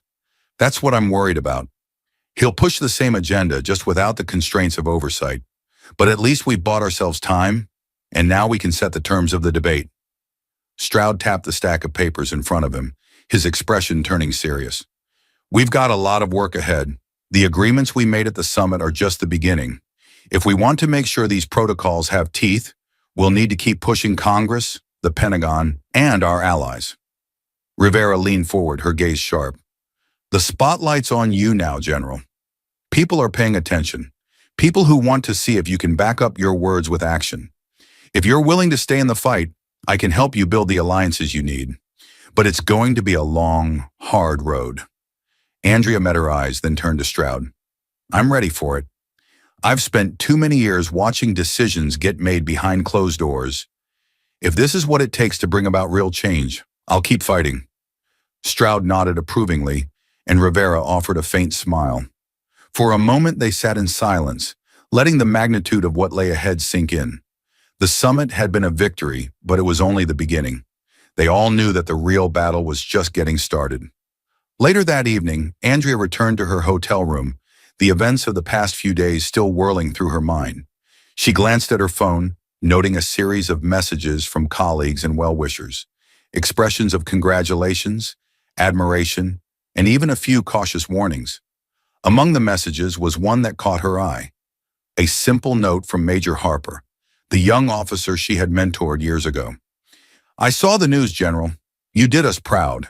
Let me know if there's anything I can do to help." Andrea felt a small smile tug at the corners of her lips. Harper's message reminded her of why she had taken on this challenge in the first place. Not for the power, not for the accolades, but for the people who believed in her, who saw her as a symbol of what was possible. She typed a quick response, thanking Harper and promising to keep him in the loop about the next steps. As she set her phone aside, Andrea's thoughts drifted to a time when she had been the one looking up to mentors. Back when she was a young lieutenant, uncertain of her place in the military. She remembered the struggles, the doubts, the times when she had wondered if she could ever truly belong in a system that wasn't built for her. And she remembered the moments when someone had believed in her, had shown her that she could be more than just a footnote in someone else's story. Feeling a surge of nostalgia, Andrea picked up a worn photo from her desk, a picture of her first unit, taken years ago in a desert deployment. She traced the faces with her fingertip, remembering each of them, remembering the bonds they had forged in the heat of combat and the quiet moments between missions. Many of them had moved on, but a few had stayed in touch, sharing their lives, their victories, their losses. For a long moment, she allowed herself to remember. Then she set the photo down and turned back to the documents she had brought from the summit. The work wasn't done, but she felt a renewed sense of purpose. The past might have shaped her, but it was the future she was fighting for. 2 days later, Andrea received an unexpected visit from Daniel Foster, the analyst who had tipped her off about Evan's secret dealings. They met in a quiet coffee shop near Capitol Hill, the air filled with the hum of quiet conversations and the clinking of cups. Foster looked more relaxed than the last time she had seen him, but there was still a nervous energy in his movements as he sat across from her. "Thank you for meeting me, General," Foster said, his hands wrapped around a steaming cup of coffee. "I just wanted to let you know that Evans isn't giving up. He's already reached out to some of the contractors he worked with, trying to build a coalition outside of official channels." Andrea leaned back in her chair, studying Foster's expression. "I figured as much. What else have you heard?" Foster hesitated, then leaned closer, lowering his voice. "There's talk that he's planning to push for a new AI initiative through one of the private defense think tanks, using it as a way to bypass the regulations you put in place. He's got backing from some pretty powerful people." Andrea felt a cold knot form in her stomach, but she kept her expression neutral. If that's true, it could undermine everything we accomplished at the summit. But if we can expose him again, we might be able to shut this down before it gains traction. Foster nodded, looking relieved that she was taking his concerns seriously. "I don't know how much more I can do, but I'll keep my ears open. I don't want to see him win, General. Not after everything I've seen." Andrea offered him a faint smile. "You've already done more than enough, Foster. Just stay safe, and if you hear anything else, you know how to reach me." As Foster left, Andrea watched him go, her mind already racing through the implications of what he had told her. She knew that Evan's influence ran deep, that he had resources she could only guess at. But she also knew that she had allies, and that the people she had fought for wouldn't back down now. That evening, Andrea convened a video call with Senator Rivera and Colonel Mason, laying out what she had learned from Foster. The news hit hard, but Rivera responded with a determined nod. "We knew he wouldn't stay down for long, but if he's trying to sidestep the rules, we can use that against him." Mason's face hardened on the screen. "We've got to play this smart. We need to get ahead of him. Start building a case that shows he's operating outside of the agreements from the summit. If we can show that to Congress, we might be able to cut off his funding before he gets too far." Andrea nodded, feeling the familiar rush of adrenaline as a plan began to take shape. "I'll start reaching out to the allies we made at the summit, people who have a stake in maintaining oversight. We'll need their support if we want to make this stick." Rivera offered a wry smile. "Just when I thought I'd get a break, you pull me back into the fray, General. But I'm in. Let's remind Evans why he shouldn't have underestimated us." They spent the next hour laying out their strategy, each of them taking on a role in the coming fight.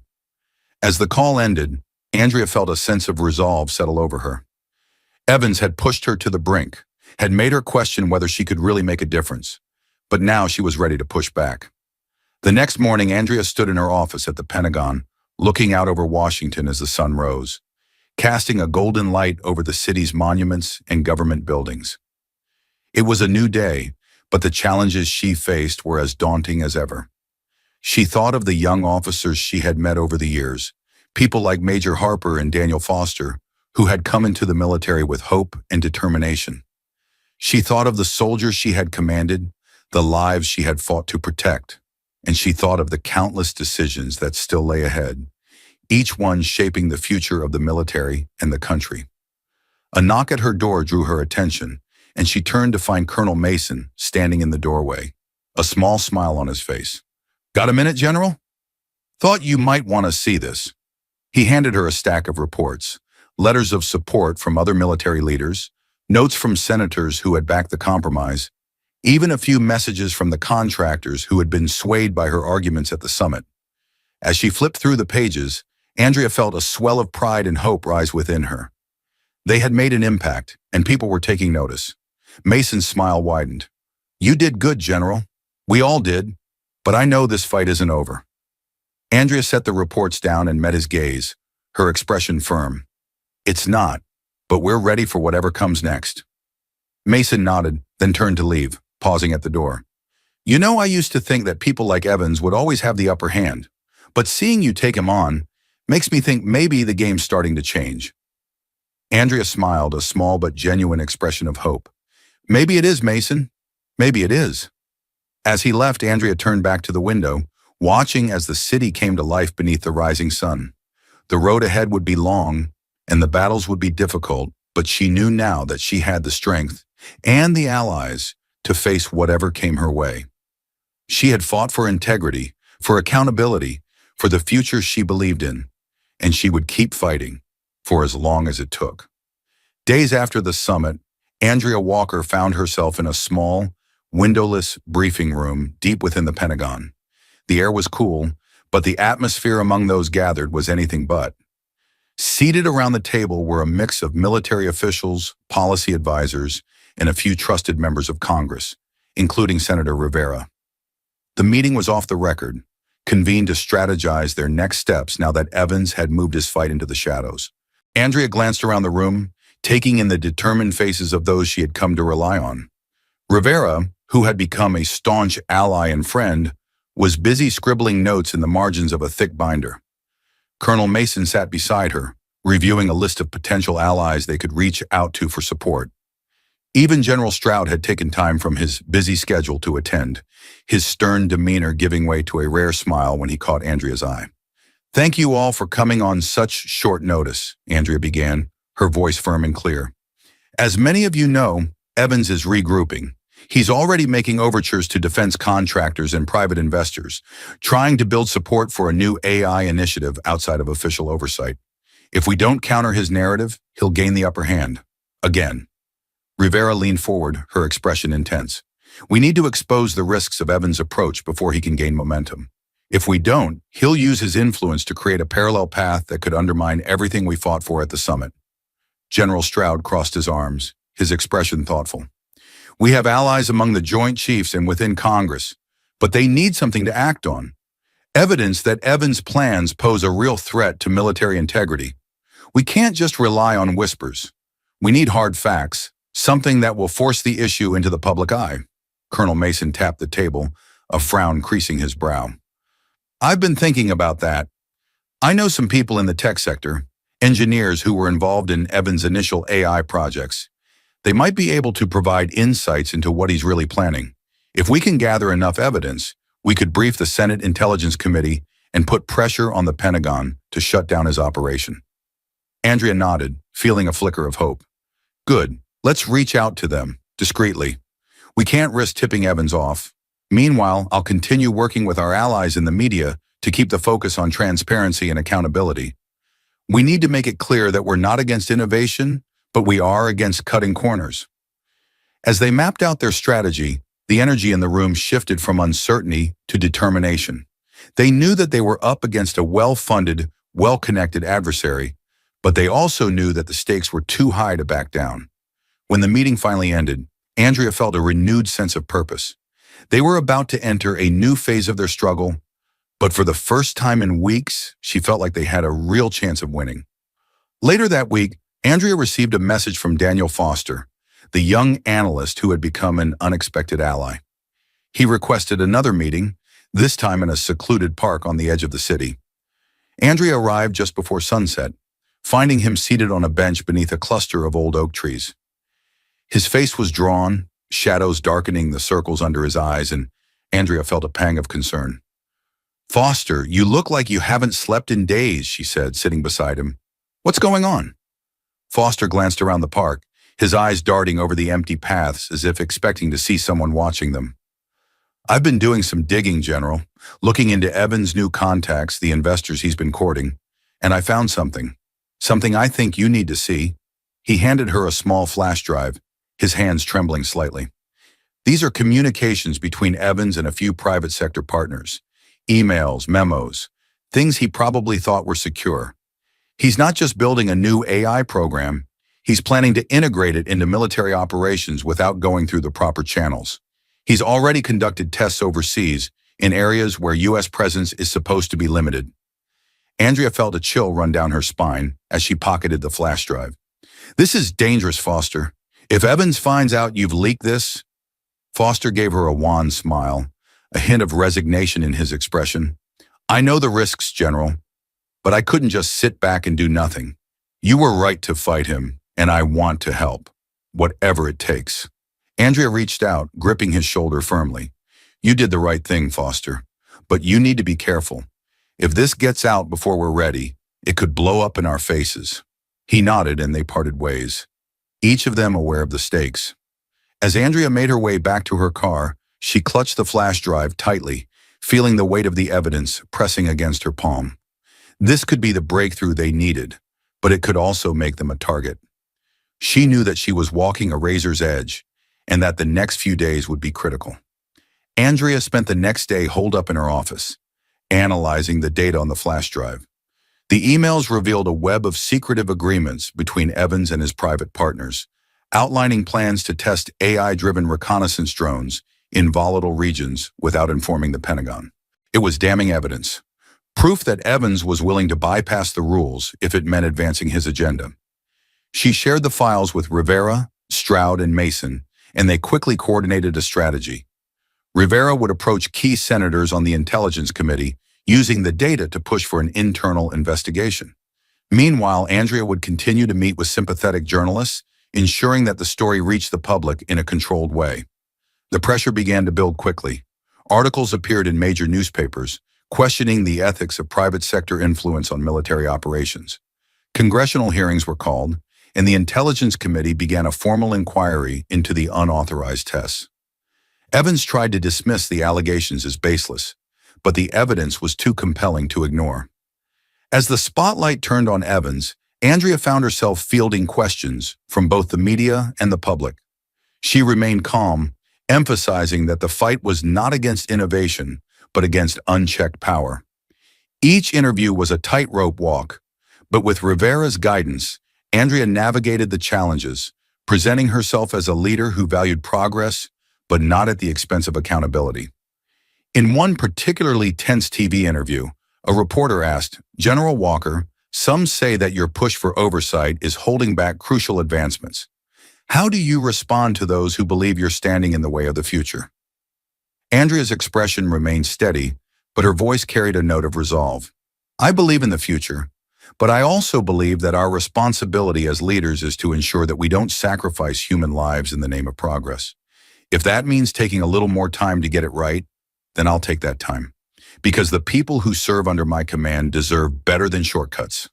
The clip went viral, and the response was overwhelmingly positive. Andrea's message resonated with a public that had grown weary of the headlines about unchecked corporate power. It was a small victory, but it gave her hope that they could turn the tide. The final confrontation came sooner than Andrea had expected.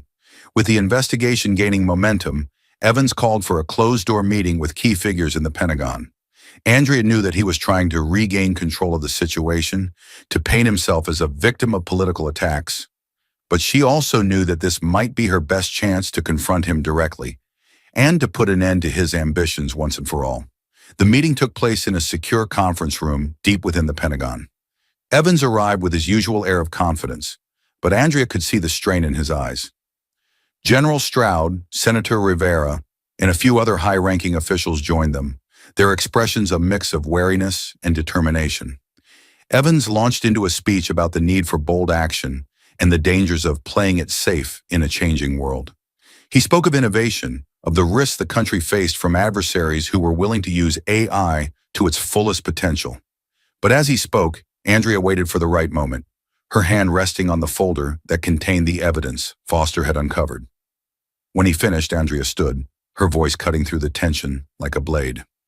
Mr. Evans, you speak of the future as if it belongs to you alone. But the future isn't just about technology.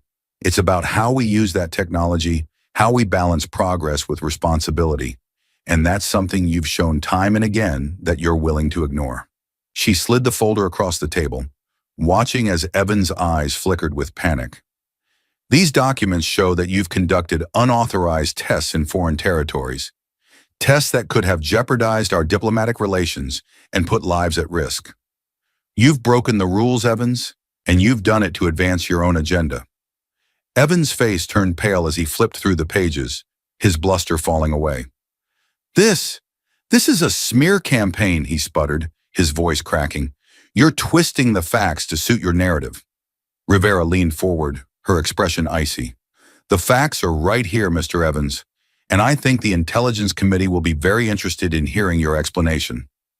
As the weight of their accusations settled over the room, Evans seemed to deflate, his shoulders sagging as he realized that he had lost. He glanced around the table, searching for allies, but found only stony expressions and averted eyes. For a moment he seemed ready to lash out, but then he simply shook his head, muttering under his breath as he gathered his papers. "You'll regret this, Walker," he said softly, his voice filled with bitterness. "You think you've won, but you don't know what's coming." Andrea held his gaze unflinching. "Maybe I don't, but I know that I did the right thing, and that's enough for me." Evans stormed out of the room, leaving behind an atmosphere charged with tension. Stroud let out a long breath, looking at Andrea with a mixture of relief and respect. "You did it, Walker. You brought him down." Andrea nodded slowly, feeling a strange mix of triumph and exhaustion. "It's not over yet, but at least now we've got a fighting chance." In the days following the meeting, the Pentagon and the Intelligence Committee moved swiftly. Evans' unauthorized activities were exposed, his secretive deals with private investors laid bare in a series of internal memos and documents. The media latched on to the story, turning Evans from a charismatic advocate of military innovation into a symbol of unchecked ambition and deceit. Headlines blared about his misuse of resources, and political analysts debated the ramifications on talk shows across the country. Andrea Walker watched the fallout unfold with a mixture of relief and caution. She knew that the battle against Evans' influence was far from over. He had allies in powerful places, people who might still try to salvage his career, or at least adopt his aggressive strategies under a different name. Yet for now, the immediate threat had been neutralized, and Andrea could focus on rebuilding the trust that had been eroded over the past months. One evening, as she sat in her office reviewing the latest reports from the Intelligence Committee, Andrea received a call from General Stroud. His voice, though rough with fatigue, carried a rare note of optimism. "You've done good work, Walker," he said. "The committee's report will come out next week, and it's going to back everything you brought to light. Evans will be stripped of his remaining contracts, and his influence over defense policy is as good as gone." Andrea allowed herself a small smile, leaning back in her chair. "That's a relief. But what about the long-term impact? Will Congress actually enforce the oversight measures we proposed, or will they forget about it once the headlines move on?" Stroud sighed, the weight of years of bureaucratic battles evident in his tone. "That's up to people like you and me, Walker. We'll need to keep pushing, make sure the reforms stick. This isn't the kind of fight that ends with a single victory." She nodded, even though he couldn't see her. "Understood, sir. I'm not going anywhere." As the call ended, Andrea felt a renewed sense of determination. She knew that the path ahead would be long and filled with obstacles, but she was ready for it. And for the first time, she felt like she wasn't fighting alone. The following week, Andrea received an invitation to a small informal gathering hosted by Senator Rivera. The event was held at Rivera's townhouse, a place where trusted allies could speak freely away from the pressure of Washington's public eye. Andrea arrived to find a mix of familiar faces, fellow military leaders, congressional staffers, and a few civilian analysts who had supported their efforts during the summit. Rivera greeted her warmly, a glass of wine in hand.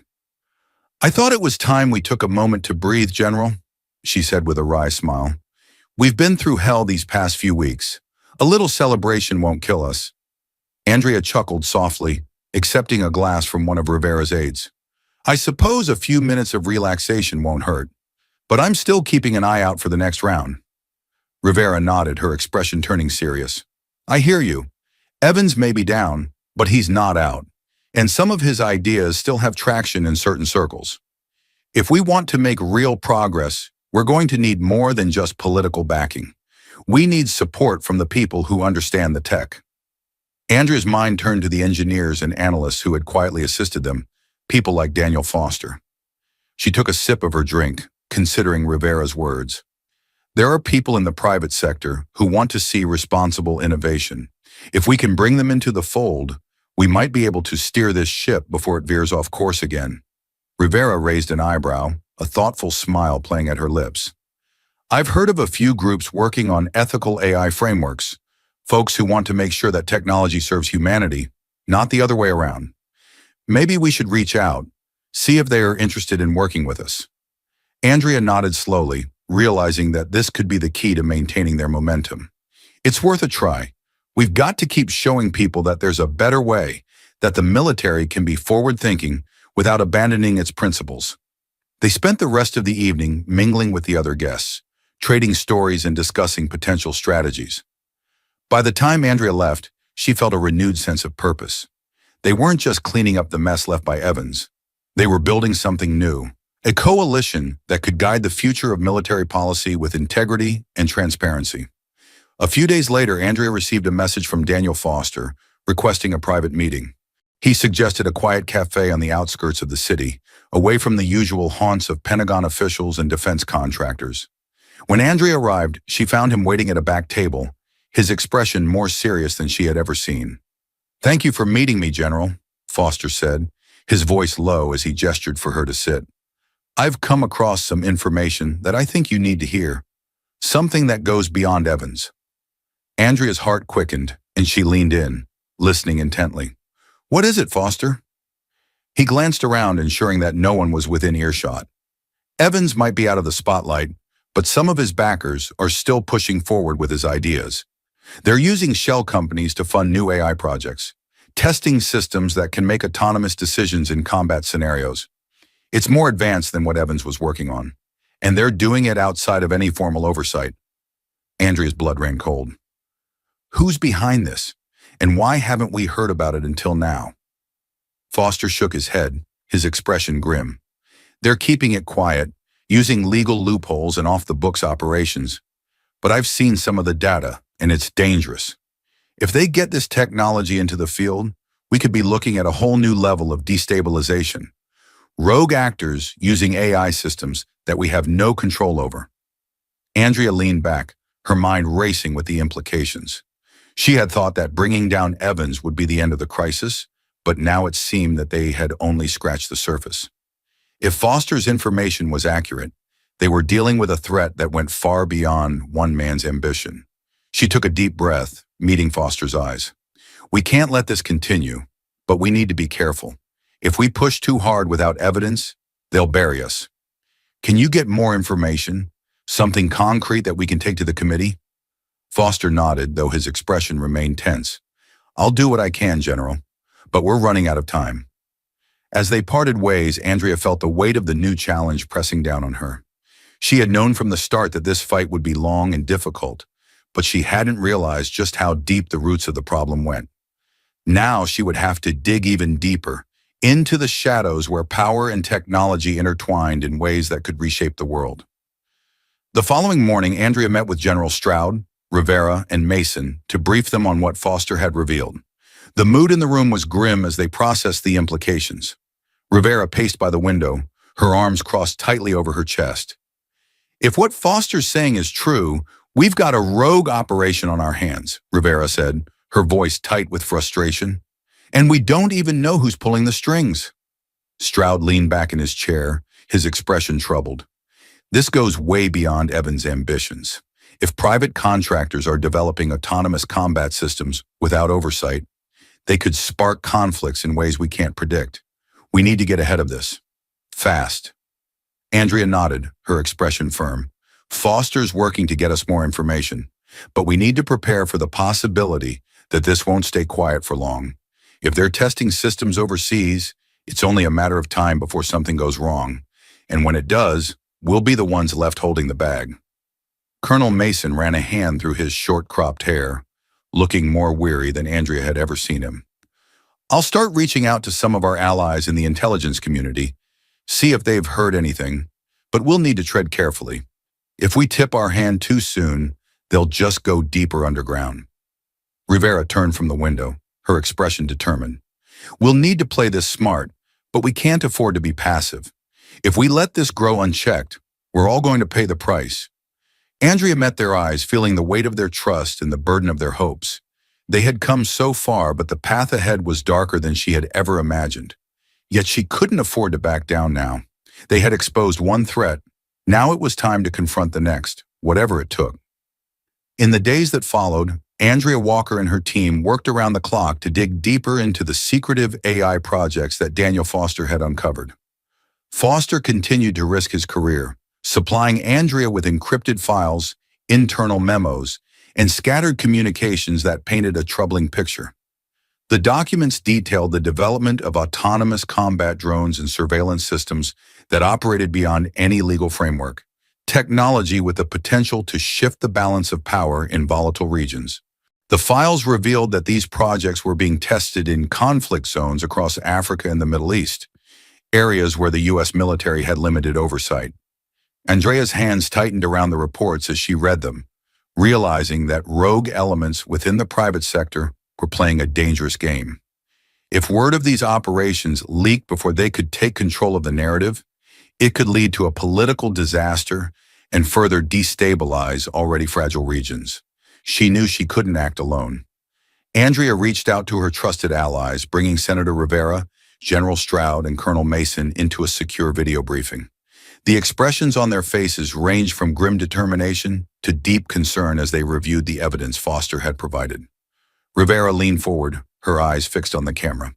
This is worse than we thought. If these systems malfunction, or if they end up in the wrong hands, we could be looking at a humanitarian crisis. And it's our country's reputation that'll be on the line when that happens. Stroud rubbed his temples, his voice weary. We need to shut this down, Walker. But we've got to be smart about it. We're dealing with people who have connections in high places, powerful enough to make evidence disappear if we're not careful. Colonel Mason, who had been silently scanning the documents, finally spoke. I know some people at the Defense Intelligence Agency who might be willing to help us out. They've been tracking unusual activity in some of these regions. Maybe they've seen something we can use. Andrea nodded, feeling the weight of their trust and the urgency of the situation. Reach out to them, Mason, but keep it under the radar. If word gets back to these contractors, they'll go to ground before we can build a case. The call ended, and Andrea sat alone in the dimly lit conference room, her mind racing through the complexities of their situation. They had made progress, but the path ahead was fraught with danger. If they miscalculated, they could lose everything they had fought for. But Andrea knew that she couldn't afford to be paralyzed by fear. The stakes were too high, and she had come too far to back down now. As Mason reached out to his contacts in the intelligence community, Andrea focused on solidifying their alliances within Congress. She met with Senator Rivera and a handful of other senators who had supported her during the summit, briefing them on the latest developments. Rivera took the lead, using her influence to push for a classified hearing where Andrea and her team could present their findings without risking a leak to the press. The hearing took place in a secure room beneath the Capitol, far from the prying eyes of journalists and political operatives. Andrea stood before a panel of lawmakers, her voice steady as she outlined the scope of the rogue AI projects and the risks they posed. Behind her, a screen displayed images of the drones in action, grainy footage of the systems being tested in conflict zones where U.S. involvement was supposed to be limited. Senator Rivera's questions were pointed and direct, guiding the discussion to emphasize the need for immediate action, but not everyone in the room shared her sense of urgency. Senator Wade, a defense hawk with close ties to private military contractors, leaned back in his chair, his expression skeptical. With all due respect, General Walker, what you're describing sounds like speculation, Wade said, his tone dripping with condescension. How do we know these systems are actually a threat? Technology evolves, and not all innovation should be stifled by red tape. Andrea met his gaze, refusing to be intimidated. This isn't about stifling innovation, Senator. It's about ensuring that new technologies don't become a threat to the very people we're sworn to protect. The evidence is right here. Autonomous systems being tested without oversight in regions where a single mistake could spark an international incident. If we ignore this, we're inviting chaos. Rivera shot Wade a warning look, then turned back to Andrea. Thank you, General. We've heard enough for today. We'll discuss the next steps and be in touch. As the senators filed out, Andrea caught Rivera's eye, silently asking if they had managed to sway any of the doubters. Rivera gave a small encouraging nod. We'll get enough support to keep this moving, but don't expect everyone to be on board just yet. Some of them are more worried about their campaign donors than national security. Andrea nodded, feeling the familiar frustration, but also a flicker of hope. They had allies, and with enough pressure, they might be able to force action. But she knew that Wade and his ilk wouldn't make it easy. Late one night, Andrea received an urgent call from Mason, who sounded more strained than she had ever heard him. Walker, we've got a problem. One of the AI test sites in North Africa just went dark, lost contact with the contractors. The whole area's gone off the grid. Andrea's pulse quickened. Do we know what happened? Mason's voice was grim. Satellite images show some kind of skirmish, but it's too messy to tell who's involved. If it's one of Evans's projects and it's blown up, we're going to have a real mess on our hands. Andrea swore under her breath. Can we get a team in there? Mason hesitated. It's tricky. The region's unstable, and officially, we don't have any presence there. If we send someone in, we risk exposing the whole operation before we're ready. Andrea felt a knot tighten in her chest. They were on the brink of disaster, and every move carried enormous risks. But she knew they couldn't afford to wait. We need to know what's happening, Mason. Reach out to our contacts at the DIA. See if they can get us some intel without drawing too much attention. As the call ended, Andrea sat in the darkness of her office, staring at the map on her screen. The situation was spiraling out of control, and the stakes were higher than ever. If they couldn't contain this, the fallout would be felt far beyond the Pentagon's walls. 2 days later, Andrea received a secure report from Mason detailing what their intelligence contacts had uncovered. The skirmish in North Africa had been triggered by a malfunction in one of the autonomous drones, an error that had caused the system to target a convoy of civilian vehicles instead of a suspected militant group. The mistake had led to multiple casualties, and the local government was demanding answers. Andrea's hands shook as she read the report, her mind reeling with the implications. The very disaster she had warned about had come to pass, and now they were facing an international crisis that could spiral into something far worse. She gathered her team, briefing Stroud, Rivera, and Mason in a hastily called meeting. Stroud's face was pale with anger as he reviewed the images from the incident. This is exactly what we feared, Walker. We're looking at a diplomatic nightmare. If word gets out that American-made systems were involved, we'll be facing sanctions. Or worse. Rivera's expression was equally grim. We need to control the narrative before our enemies do. If we come clean and offer to help with the investigation, we might be able to mitigate some of the damage.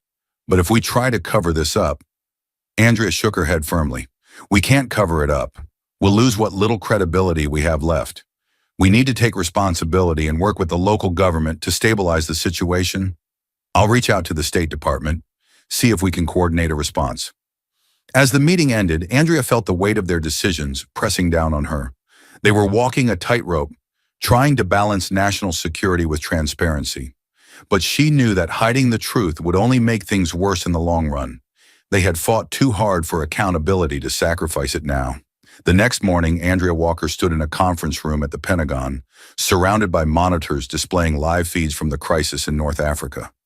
Reports from the State Department, intelligence agencies, and local media poured in, painting a grim picture. Angry protests outside the U.S. Embassy, demands for accountability from local officials, and mounting pressure from allied nations for an explanation. News of the drone strike was spreading fast, and Andrea knew that time was not on their side. General Stroud joined her, his face set in a deep frown. State Department's trying to buy us some time, but the local government is losing patience. They want answers, Walker. If we can't get a handle on this, we're going to see a full-blown diplomatic crisis. Andrea nodded, her jaw tight with tension. We can't let this turn into another Benghazi. We need to show that we're taking this seriously, that we're willing to hold the contractors accountable and cooperate with the investigation. Stroud rubbed the back of his neck, looking weary. It's not going to be easy. There's already talk in the White House about distancing ourselves from the incident, letting the contractors take the fall. Andrea shot him a sharp look. If we do that, we're just proving that we haven't learned anything from Evans' mistakes. We push for accountability, and that means we have to own up to this, even if it means taking a hit. Otherwise, everything we've fought for will be meaningless. Stroud met her gaze, then nodded slowly. You're right. I'll speak to the Secretary of Defense. See if we can get the President's support for a public statement, something that shows we're committed to transparency. As Stroud left to make his calls, Andrea turned back to the screens, her mind racing with the implications of their next moves. They were about to step into a minefield of political and public relations challenges, but she knew that their only chance of salvaging the situation was to face it head-on. Meanwhile, Daniel Foster continued to work behind the scenes, digging deeper into the contractors' networks in search of more evidence. He met Andrea in a quiet corner of a D.C. park, passing her a new batch of documents encrypted on a secure tablet. Foster's face was gaunt with exhaustion, and Andrea could see the toll that the constant pressure was taking on him. "This is everything I could find," he said, his voice barely above a whisper. Emails between the contractors and a few retired generals who were advising them. They knew the risks. They just didn't care. They wanted a proof of concept, something to show their investors that their systems could work in real-world conditions. Andrea scrolled through the documents, feeling her anger burn hotter with each new revelation. The messages revealed a callous disregard for the potential consequences of their tests, a willingness to treat conflict zones as laboratories, using untested technology on real people. "This is enough to take them down, Foster," Andrea said, her voice hard. "We'll make sure they pay for what they've done, but you need to watch your back. If they find out you're the source, they won't hesitate to silence you." Foster managed a faint smile, though his eyes were shadowed with fear. "I knew what I was getting into, General. Just promise me you'll make sure the truth comes out, no matter what." Andrea nodded, clenching her fists around the tablet. "I promise. Stay safe, Foster. We're going to need you." As she walked back to her car, Andrea felt the weight of the promise she had made to him. They were up against powerful enemies, people who had grown rich and influential in the shadows, manipulating the system to serve their own ends. But she had allies too, and she was determined to see this fight through to the end. Andrea's battle for transparency reached a critical juncture when she and General Stroud were called to a private meeting with the President and his top advisors in the Oval Office. The room was thick with tension as they reviewed the latest intelligence reports and media coverage of the crisis in North Africa. The President, a tall man with a stern face and graying hair, looked from Andrea to Stroud, his expression unreadable. "This situation is spiraling, General Walker," he said, his voice low and controlled. "We've got protests outside our embassy, and our allies are demanding to know how autonomous weapons ended up being used without authorization. We need to find a way to contain this before it damages our standing on the world stage." Andrea met his gaze, steeling herself for the confrontation she knew was coming. "With respect, Mr. President, the only way to contain this is to tell the truth. We need to acknowledge what happened, cooperate with the investigation, and hold the contractors accountable. If we try to sweep this under the rug, it will only make things worse." One of the President's advisors, a hawkish woman named Deborah Green, interjected sharply. "That's a nice ideal, General, but it's not realistic. If we admit responsibility, we're giving our enemies ammunition to use against us. We need to focus on protecting our interests." Andrea turned to Green, her expression unyielding. "Our interests include maintaining the trust of our allies and upholding our principles. If we abandon that, we're doing more damage to ourselves than any enemy could." The President raised a hand, silencing the argument. He studied Andrea for a long moment, then nodded slowly. "You make a good point, General Walker, but understand this. If we go public, there will be consequences. The contractors will fight back, and there will be calls for heads to roll. Are you ready for that?" Andrea took a deep breath, then nodded firmly. Yes, sir, I am. We need to show that we stand for something more than just power. The president considered her words, then glanced at Stroud, who gave a silent nod of support. Finally, the president turned to his communications director. Prepare a statement. We'll cooperate with the investigation and offer assistance to the affected region, and make it clear that those responsible will be held accountable. As the meeting ended, Andrea felt a surge of relief mixed with trepidation. They had taken a bold step, but she knew that the real fight was only beginning. The contractors would push back with everything they had, and the public backlash could be severe. But for the first time in weeks, she felt like they were on the right path. The president's statement went live the next morning, and the response was swift and intense. News outlets broadcast the footage of the press conference across the country, dissecting every word as pundits debated whether the administration's decision to come clean had been the right one. Social media exploded with reactions, some praising the decision to hold the contractors accountable, others accusing the administration of weakness and betrayal.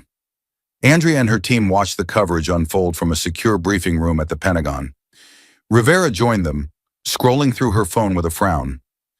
The public split on this, Andrea. Some people see it as a sign of integrity, but others are calling for you to resign. They're saying you let this happen on your watch. Andrea clenched her jaw, feeling the weight of the criticism, but refusing to let it shake her resolve.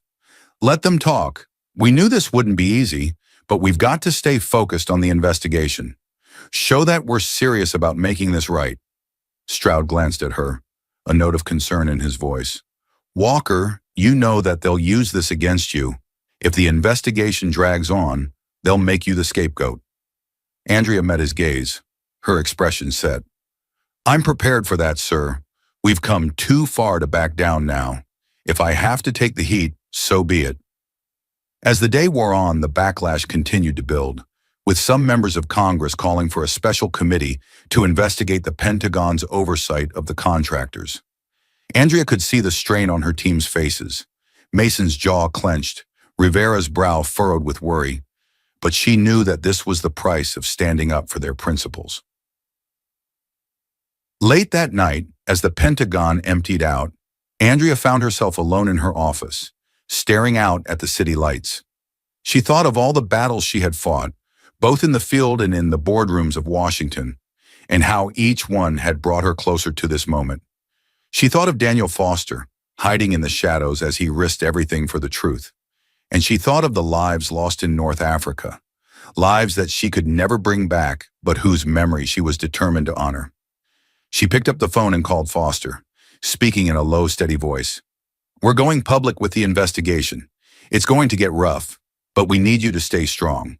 We'll make sure your role stays protected, but I won't lie, it's going to get dangerous. Foster's voice crackled through the line, carrying a note of determination that matched her own. I'm not going anywhere, General. Just promise me you won't let them bury the truth. Andrea nodded, even though he couldn't see her. I promise. In the days that followed the president's statement, the backlash from the private military contractors and their allies reached a fever pitch. A coalition of defense industry executives held a press conference, denouncing the administration's actions as a betrayal of national security interests. They claimed that the president's commitment to transparency was undermining the country's ability to remain competitive in the global arms race. Andrea Walker, in particular, was singled out as a scapegoat. She's out of her depth, one executive declared on national television. General Walker doesn't understand the complexities of modern warfare. Her insistence on oversight is a relic of a bygone era, a weakness that our adversaries will exploit. Andrea watched the broadcast with a tight jaw, her anger simmering beneath the surface. It wasn't just about protecting their profits.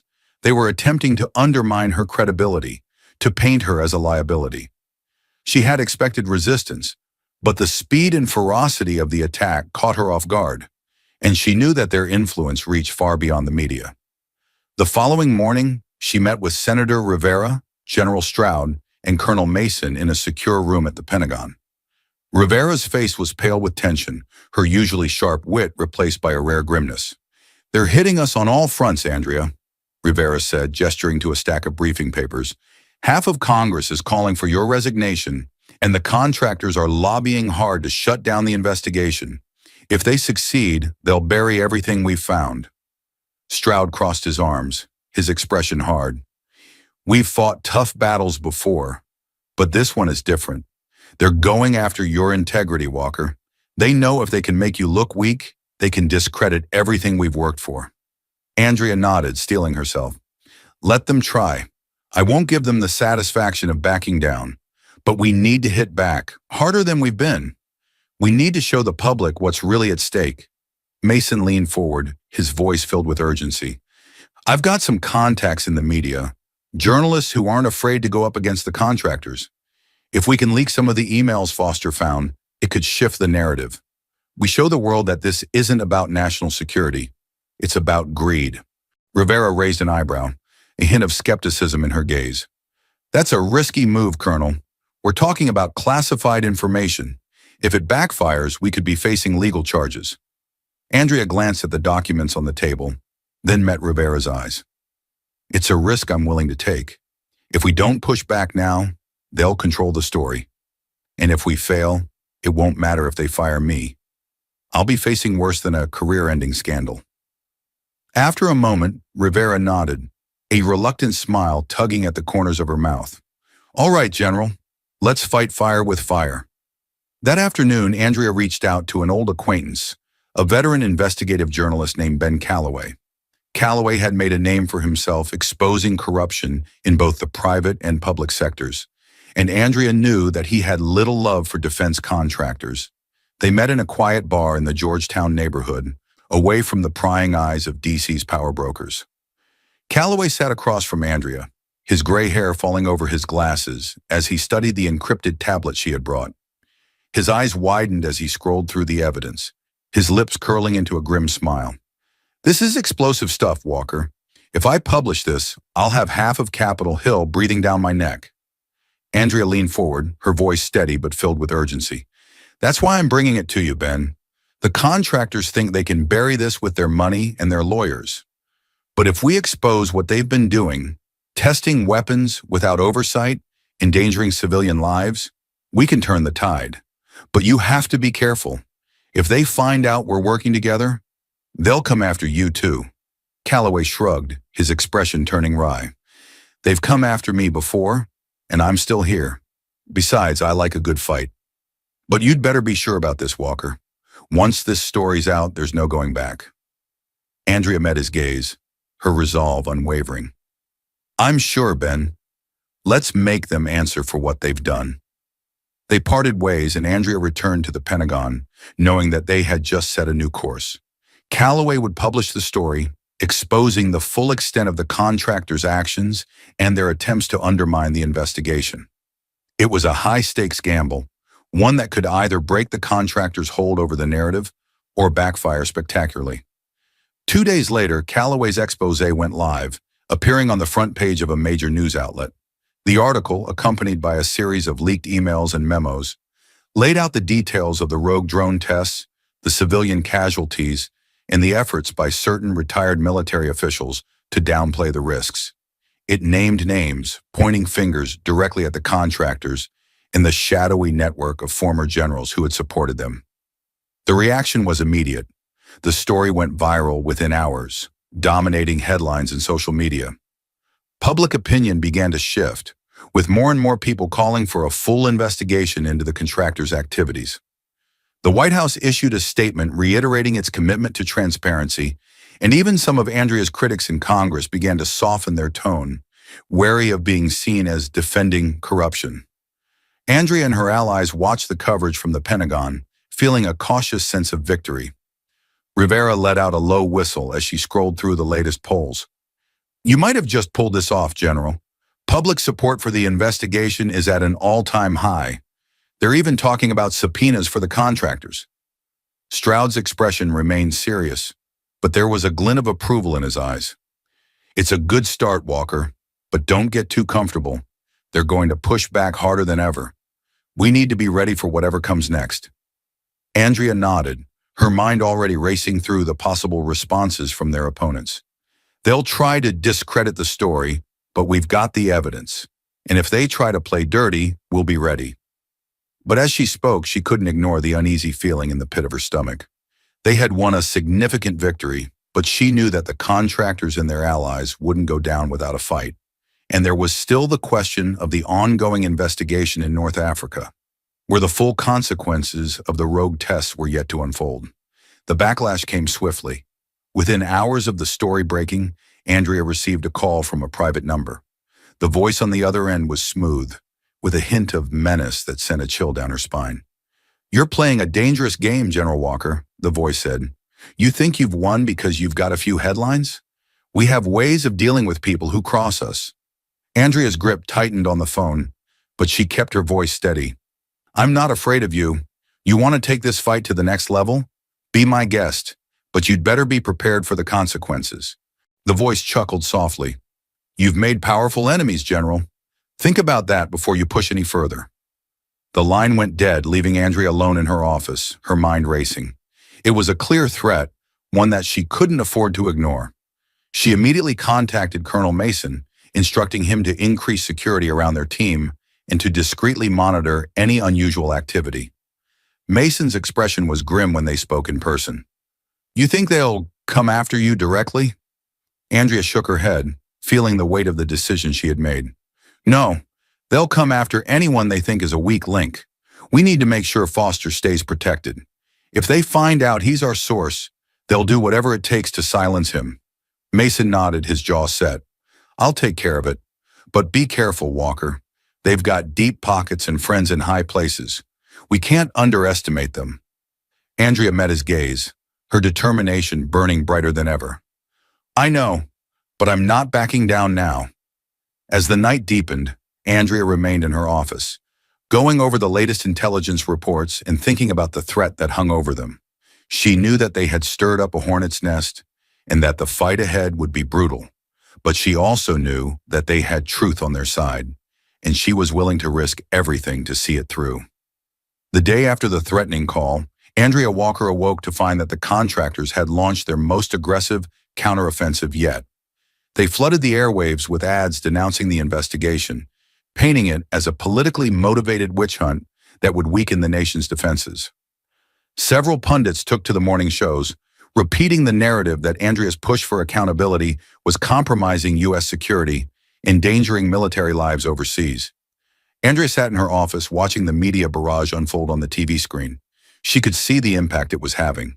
Her phone buzzed with messages from both supporters and critics, some calling her a hero for standing up to the contractors, others accusing her of treason. Even some of her allies in Congress were starting to waver under the pressure, afraid of alienating influential donors. As she flipped through the news channels, her thoughts turned to Daniel Foster. He had taken a huge risk to expose the truth, and now they both had targets on their backs. Andrea knew she needed to speak to him again to make sure he was safe. But first, she had to respond to the contractors' latest attack before they could shift the narrative completely. She reached out to Ben Calloway, arranging an interview on his investigative podcast, an unfiltered platform that would allow her to speak directly to the public without the spin of corporate media. The interview was scheduled for that evening, giving Andrea just enough time to gather her thoughts and prepare for the tough questions she knew Calloway wouldn't hold back. When she arrived at Calloway's makeshift recording studio, he greeted her with a grim smile. "You're either brave or reckless, Walker. You know they're going to come after you even harder after this." Andrea met his gaze, her expression determined. "They're already coming after me. The only way out is through." The interview began, and Andrea spoke passionately about the need for ethical oversight in military technology, about the dangers of unchecked power, and the price of ignoring accountability. She detailed the evidence they had uncovered, challenging the contractors' claims and highlighting the risks they had taken with American lives. By the time the interview aired, Andrea's words were already trending online, sparking a new wave of public debate. Supporters rallied around her, using the hashtag #StandWithWalker, while detractors continued to accuse her of undermining national security. But Andrea knew that she had made her case clearly and that she had drawn a line in the sand. Now it was up to the public to decide which side they stood on. The morning after the interview aired, Daniel Foster sent Andrea a cryptic message, asking her to meet him at a diner on the outskirts of the city. He sounded anxious, even more so than before, and Andrea couldn't shake the feeling that something was terribly wrong. She arrived early, taking a booth in the back where she could watch the door. The diner was nearly empty, the morning rush having long since passed. When Foster arrived, he looked more worn out than ever, dark circles under his eyes and a nervous tension in his movements. He slid into the booth across from her, glancing around as if expecting to see someone lurking in the shadows. "They're on to me, Walker," he said, his voice barely above a whisper. "I got a message last night, an anonymous email, but it was clear. They know I've been helping you. They told me to back off. Or else." Andrea leaned forward, her expression urgent. "Did they threaten you directly? What did the email say?" Foster pulled out his phone and showed her the message. It was brief and cold, a warning that he had one chance to disappear before things got ugly. Andrea felt a chill run down her spine. She had suspected that their enemies might try to intimidate him, but this was more serious than she had feared. "You need to get somewhere safe, Daniel," she said, her voice low but firm.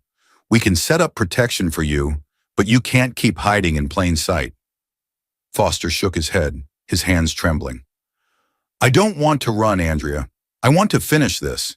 But they've got resources, connections. I don't know how long I can hold out before they find a way to silence me." Andrea placed a reassuring hand on his arm. "You won't have to do it alone. I'll make sure you're protected. But you have to trust me, and you have to keep your head down for now. We're too close to the truth to lose you." As they left the diner, Andrea couldn't shake the feeling that time was running out. She had pushed the contractors into a corner, but they still had enough power to strike back, and she feared they would take out their anger on anyone they saw as a threat. She made arrangements for Foster to stay in a secure location, then return to the Pentagon, determined to keep up the pressure before their enemies could regroup. As the controversy continued to swirl, the Senate convened an emergency session to vote on whether to expand the investigation into the contractors. Andrea and her allies had fought hard to win enough support, but it was still unclear which way the vote would go. Rivera had spent days working the phones, convincing swing senators to back the measure, but the contractors' lobbying efforts were relentless. Andrea sat in the gallery above the Senate floor, watching as the debate raged below. Senator Wade, one of her most vocal opponents, took to the podium, delivering a scathing speech accusing Andrea of recklessness and undermining the nation's defense.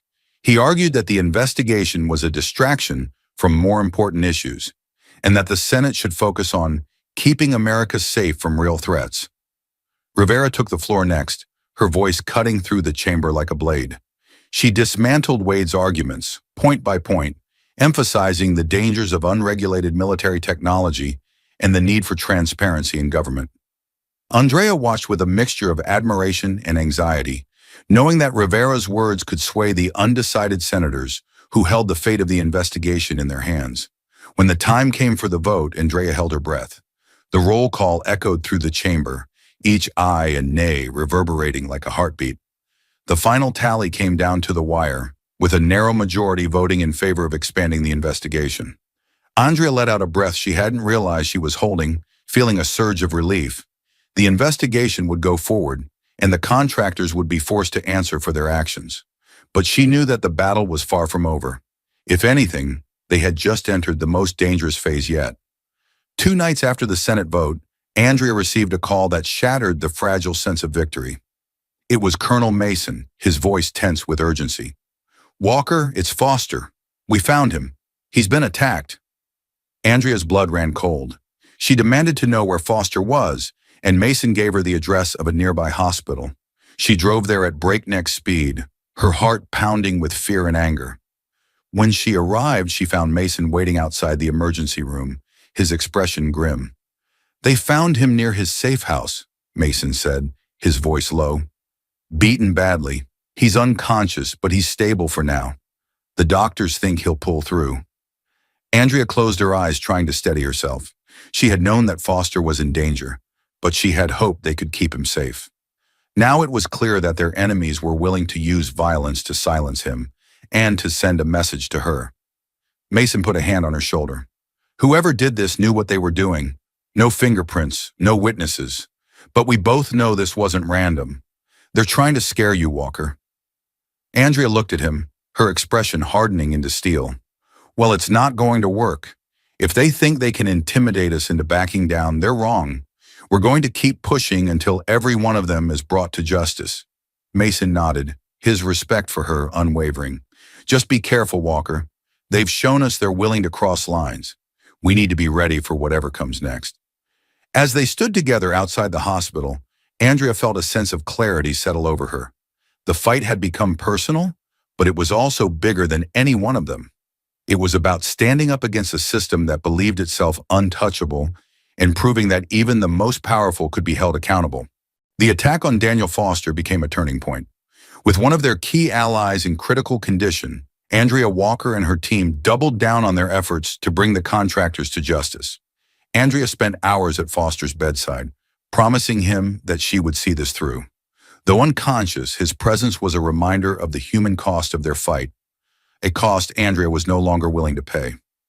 In the days that followed, Andrea convened an emergency meeting with General Stroud, Senator Rivera, and Colonel Mason in a secure room at the Pentagon. The mood was tense, but there was a sense of unity that hadn't been there before, an understanding that this was their last chance to expose the truth and hold those responsible accountable. Foster's condition has galvanized a lot of people, Rivera began, glancing at the grim faces around the table. I've received calls from senators who want to step up the pressure, and even some of the media are starting to question the contractors' narrative. But if we don't move fast, they'll find a way to shift the blame back onto us. Stroud nodded, his voice hard. They're not going to stop, Walker. They've already shown they'll resort to violence. But we've got a chance to turn this around if we go on the offensive. We need to expose their network, every retired general, every lobbyist, every dirty deal they've made. Colonel Mason pulled out a map of a covert facility in the Midwest, where they believed many of the contractors' AI testing operations were headquartered. We know they're hiding something big there. Records, communications, maybe even evidence of illegal tests. If we can get inside, we can blow the lid off their whole operation. Andrea studied the map, her mind racing with possibilities. It was a risky move, bordering on illegal even, but it might be their only shot at finding the proof they needed before the contractors destroyed it. She looked at her team, seeing the same resolve mirrored in their eyes. We're going in, she said firmly. Mason, get a team together. Stroud, I'll need cover from the top brass. Rivera, if we get what we need, you'll have to take it straight to Congress. This ends now. 2 nights later, Andrea and a small team, including Mason and a handful of trusted operatives, gathered outside the heavily secured facility in rural Ohio. The building loomed in the darkness, its perimeter patrolled by private security guards. The cold night air bit through Andrea's jacket, but she kept her focus on the task at hand, her mind running through the plan one last time. Mason adjusted his headset, signaling to the team. Remember, we're in and out, 30 minutes tops, no gunfire unless absolutely necessary. We're here to collect evidence, not start a war. Andrea nodded, gripping her flashlight.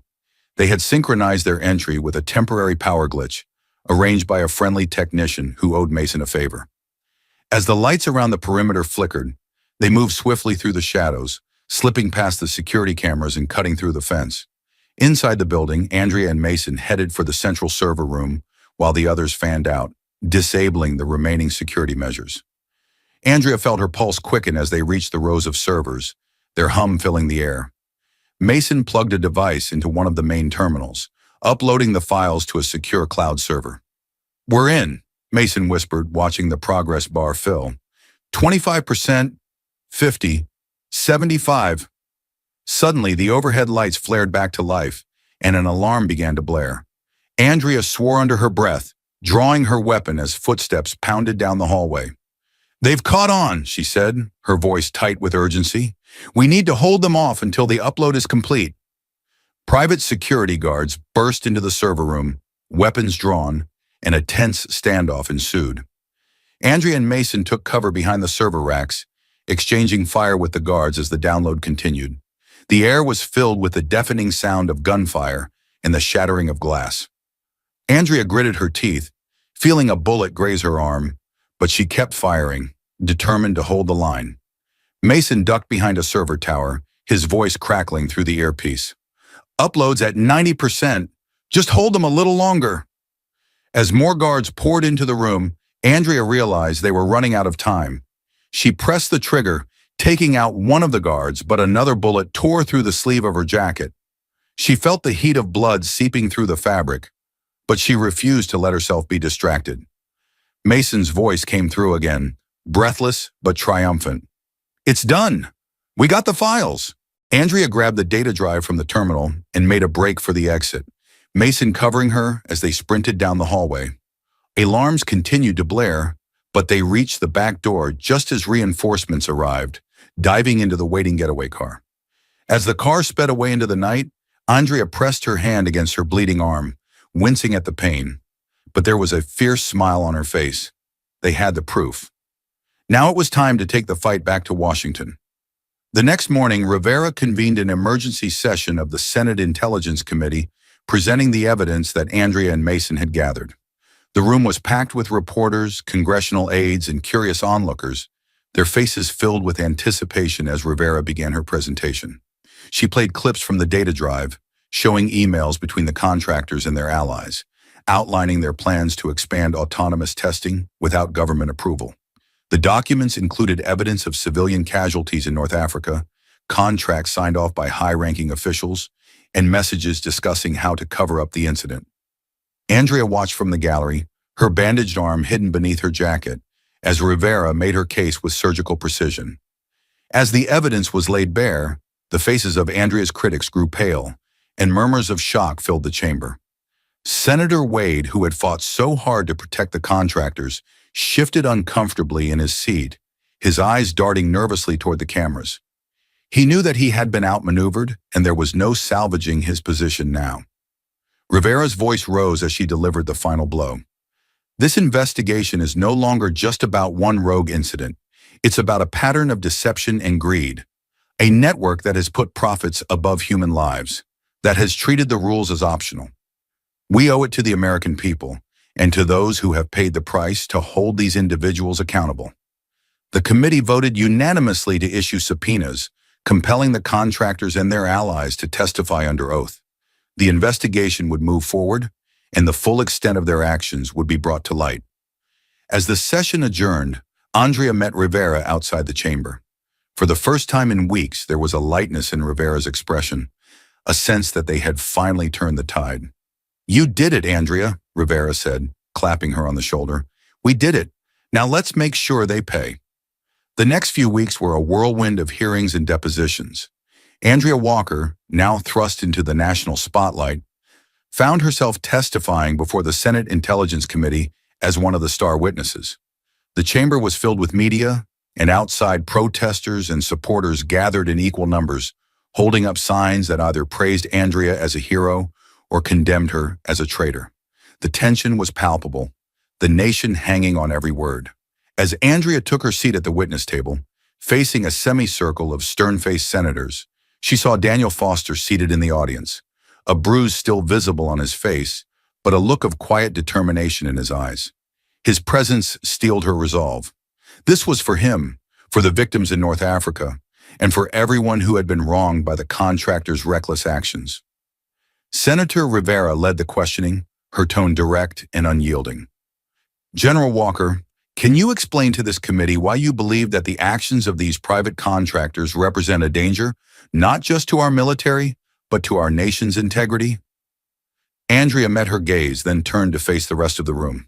"Senators, the evidence we have presented shows a pattern of misconduct that goes beyond a simple error. These contractors operated without oversight, treated war zones as testing grounds, and endangered the lives of civilians and American soldiers alike. They believed they were above the law. Our mission now is to prove that they are not." The contractors' legal team, led by an aggressive defense attorney named Marcus Steele, tried to discredit Andrea's testimony, implying that she was pursuing a personal vendetta rather than upholding her duty. Steele's questions were pointed, his tone dripping with insinuation. "General, isn't it true that you ignored warnings from your own staff about the risks of pursuing this investigation? That you prioritized your career over the well-being of the nation?" Andrea remained calm, her voice unwavering. "I pursued this investigation because I believe that the American people deserve to know the truth. If holding powerful interests accountable means risking my career, I will gladly do so. Steele's expression soured, and Andrea knew she had struck a nerve. But as the questioning continued, she could feel the weight of the stakes pressing down on her. Every word, every piece of evidence had to be perfectly placed. There was no room for error. Amid the hearings, tensions within the Pentagon began to reach a breaking point. A faction of senior military officials, loyal to the contractors and fearful of the precedent Andrea was setting, launched a campaign to undermine her from within. Rumors spread that Andrea's leadership was causing instability within the ranks, and anonymous sources fed stories to the press about dissent among her subordinates. General Stroud called Andrea into his office one afternoon, his expression grim as he handed her a folder filled with newspaper clippings and internal memos. "They're trying to push you out, Walker. There's talk of a vote of no confidence from the Joint Chiefs. If they succeed, they'll strip you of your command."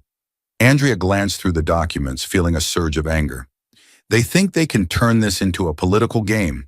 But if they believe that I'll back down to save my position, they don't know me at all. Stroud leaned forward, his voice low but filled with urgency. "Listen to me, Andrea. If you get pushed out now, they'll use it to discredit everything you've done. You have to be strategic. Let Rivera handle the hearings. You focus on shoring up support here. If the rank and file back you, the brass won't have a leg to stand on." Andrea met his gaze, nodding slowly. "All right, I'll play it your way, but I'm not going to sit quietly while they try to bury the truth. They need to know that this fight isn't over." For the next week, Andrea met with dozens of officers, attending unit briefings and listening to concerns from troops on the ground. She made her case to them directly, explaining why transparency was crucial to maintaining the military's integrity and why accountability was a matter of honor, not just politics. Gradually, she began to see a shift in the mood. Soldiers who had been wary of the investigation now saw Andrea as a leader who was willing to stand up for what was right, even at great personal cost.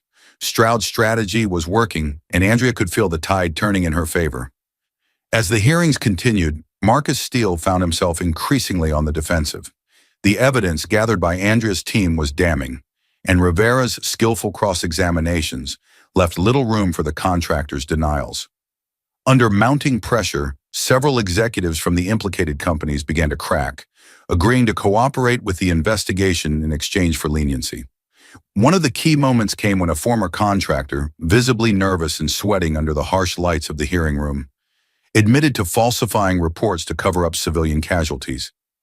His testimony sent shockwaves through the room, and Andrea could see the expressions of anger and betrayal on the faces of even the most skeptical senators. In the days that followed, more whistleblowers came forward, emboldened by the growing momentum of the investigation. The narrative that the contractors had tried so hard to control began to crumble, and their stock prices plummeted as investors fled.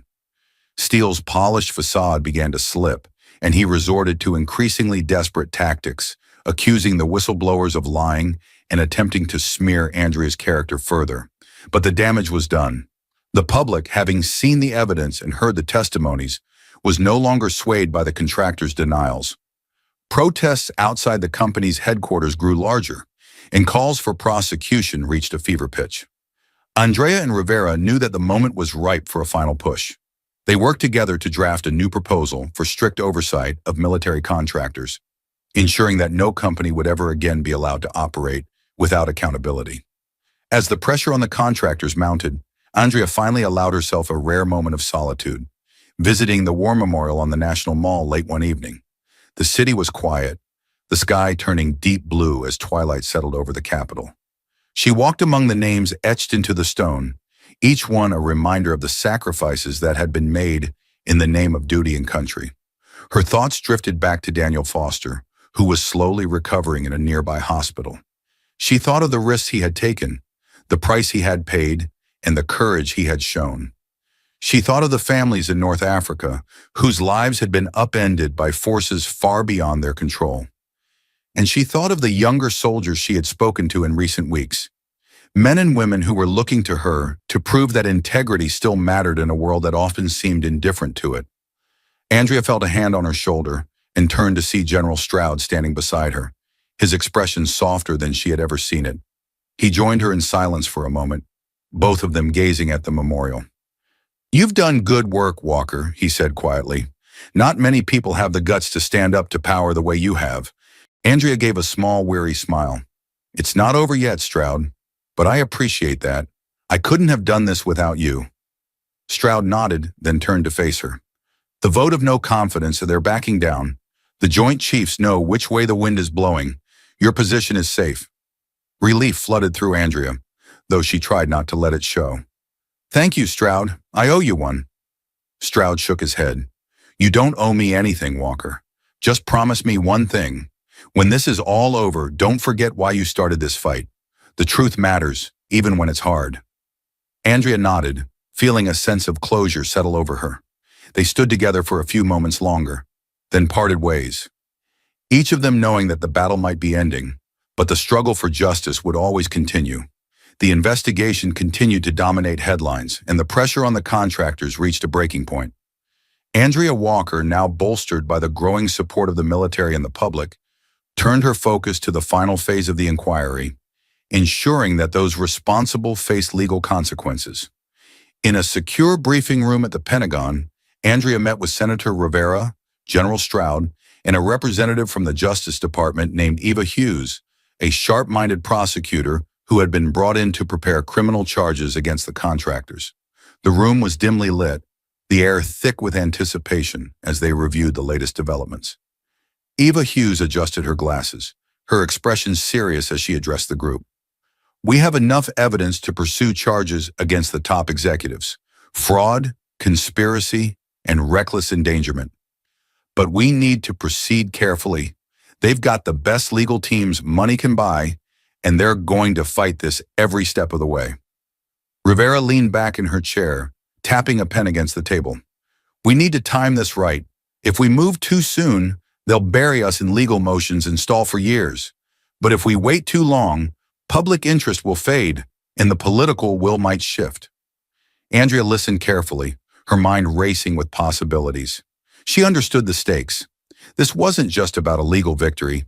It was about making a statement that would resonate far beyond the courtroom, a message that no one, no matter how powerful, was above accountability. "Let's take it step by step," Andrea said finally, glancing around the room.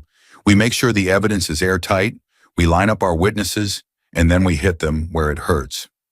Eva, you focus on the charges. Rivera, keep the pressure on Congress. Stroud and I will handle the military support." Stroud nodded, a hint of a smile on his usually stern face. "Sounds like a plan, Walker. Let's make sure we finish this." As the day of the initial court hearing approached, Andrea met with Daniel Foster one last time. He was still recovering, but the bruises on his face had faded, and there was a renewed strength in his demeanor. They met at a secure location, away from prying eyes, and Andrea felt a surge of gratitude for his courage. Without his testimony, they might never have gotten this far. Foster looked at Andrea with a mixture of pride and uncertainty. "You think we can really win this, Walker? They've got so many connections, so much influence." Andrea placed a hand on his shoulder, offering a reassuring smile. "They have influence, but we have the truth, and now we've got the law on our side. Just hang in there a little longer, Daniel. We're almost through." On the day of the hearing, the courtroom was packed with journalists, lawyers, and onlookers eager to see the powerful brought low. Eva Hughes presented the evidence with unyielding precision, detailing the emails, financial records, and first-hand accounts that painted a picture of corruption and recklessness. Andrea sat beside her, ready to provide her own testimony if called upon. Marcus Steele, the contractor's lead attorney, fought back with every trick in the book, casting doubt on the whistleblower's credibility and arguing that the contractors had acted in the nation's best interests. But the evidence was too overwhelming to ignore, and for the first time, the executives behind the rogue operations seemed visibly shaken. During a break in the proceedings, Steele cornered Andrea in the hallway, his eyes cold with barely concealed fury. "You think this is over, Walker? Even if you win here, you'll lose. The system's too big for you to change." Andrea met his gaze without flinching, her voice steady. "Maybe the system's big, Steele, but so is the will of the people, and they've had enough of being lied to." Steele's expression twisted into a sneer, but he said nothing more. walking away with the swagger of a man who knew he was losing. Andrea watched him go, feeling the weight of the moment settle on her shoulders. This was their chance. One last push to bring justice to those who thought themselves untouchable. As the hearing dragged on, tensions escalated outside the courtroom. A series of threatening letters were delivered to Eva Hughes's office, and her car was tampered with, nearly causing a serious accident. Eva confronted Andrea in the Pentagon, her face pale but determined. "They're trying to scare us off, Walker. I'm not going to back down, but we need to be prepared for whatever they throw at us." Andrea's face hardened, her resolve deepening. "I'll make sure you have extra protection, Eva, and if they think they can scare us into silence, they're in for a rude awakening." With Stroud's help, Andrea arranged for heightened security around Eva and key witnesses, including Daniel Foster. At the same time, she reached out to Ben Calloway, urging him to keep the public informed about the threats and the stakes of the trial. Calloway agreed, using his platform to rally support and ensure that any attempt to intimidate the prosecutors or witnesses would be met with widespread outrage. As the trial continued, the contractors' defense became more desperate, their tactics increasingly aggressive. But Eva held her ground, and so did Andrea. They knew that the contractors were fighting not just for their freedom, but for their ability to maintain the power they had wielded for so long. In a dramatic twist, one of the contractors' own lawyers came forward with evidence of internal memos discussing efforts to intimidate witnesses. The courtroom erupted, and the judge ordered an immediate recess to review the new evidence. Andrea watched the chaos unfold, feeling a mixture of relief and vindication. They had finally exposed the contractor's true nature for all to see. But she knew that the battle was not over until the judge made his ruling. 3 weeks after the trial began, the jury delivered its verdict. The entire nation watched as the head judge read out the decision, his voice echoing through the packed courtroom. "We find the defendants guilty of conspiracy, reckless endangerment, and obstruction of justice." The words sent a shockwave through the room. Andrea felt a surge of triumph, tempered by the knowledge of how much had been sacrificed to reach this point. Beside her, Eva Hughes let out a breath she had been holding, while Daniel Foster, sitting in the audience, blinked back tears of relief. As the contractors were led out in handcuffs, Andrea allowed herself a moment of quiet satisfaction. The people who had believed themselves untouchable were finally facing the consequences of their actions. It was a victory not just for her, but for everyone who had fought alongside her. Outside the courthouse, Andrea and Rivera faced a sea of reporters, their cameras flashing and their microphones thrust forward. Andrea spoke with a steady voice, knowing that the moment was historic. This is not just about a single trial or a single verdict. It's about holding those in power accountable, no matter how high their connections reach. Today we prove that justice is not just a word, it's an action, and it's something that every American deserves. The crowd erupted into applause, but Andrea knew that the real impact of their work would come in the months and years ahead. The fight for oversight, transparency, and integrity in military operations would continue, but they had made a start. They had proven that change was possible. The trial's verdict sent shockwaves across the country, and the news spread rapidly. Major networks and social media were abuzz with the story, dissecting the implications of the contractors' convictions and speculating on the future of military contracting. Andrea Walker's name was on the lips of every commentator, some calling her a hero, others still questioning her motives. As the days passed, Andrea began to see the ripple effects of their victory. Congress fast-tracked legislation aimed at tightening regulations on private military contractors, ensuring that future operations would be subject to greater oversight. Senator Rivera spearheaded the bill, and Andrea lent her expertise, attending hearings and working with lawmakers to draft the details. The bill, officially named the Military Integrity and Accountability Act, aimed to ensure that private contractors could no longer act as a law unto themselves. It created independent review boards for military contracts and required greater transparency in their operations. It wasn't perfect, and Andrea knew that there would be challenges ahead in enforcing it. But it was a start, proof that change was possible. In the Pentagon, Andrea's reputation had transformed. Officers who had once viewed her with skepticism now spoke of her with respect. Younger soldiers saw her as an example of what was possible when someone was willing to stand up for their principles, even in the face of overwhelming opposition. Andrea's relationship with General Stroud had deepened into a strong, mutual respect, and they began to discuss ways to keep the momentum of reform alive within the military. But for all the positive change, there were still those who clung to the old ways. Andrea received anonymous threats and letters accusing her of betraying her country. She knew that the fight against corruption and complacency wasn't over, and that many of those she had exposed still wielded influence. But for the first time in months, she felt hope, a belief that the sacrifices she and her allies had made were not in vain. As the legislative battle for the Military Integrity and Accountability Act continued, Andrea found herself visiting Daniel Foster in the hospital one final time before he was discharged. His recovery had been slow, but he had regained his strength, and there was a sense of closure between them that had not existed before.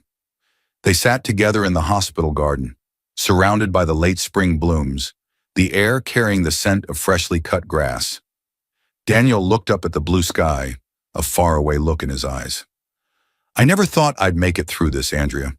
If you hadn't pushed this as far as you did, I don't think I would have found the courage to speak out," he said, his voice filled with emotion.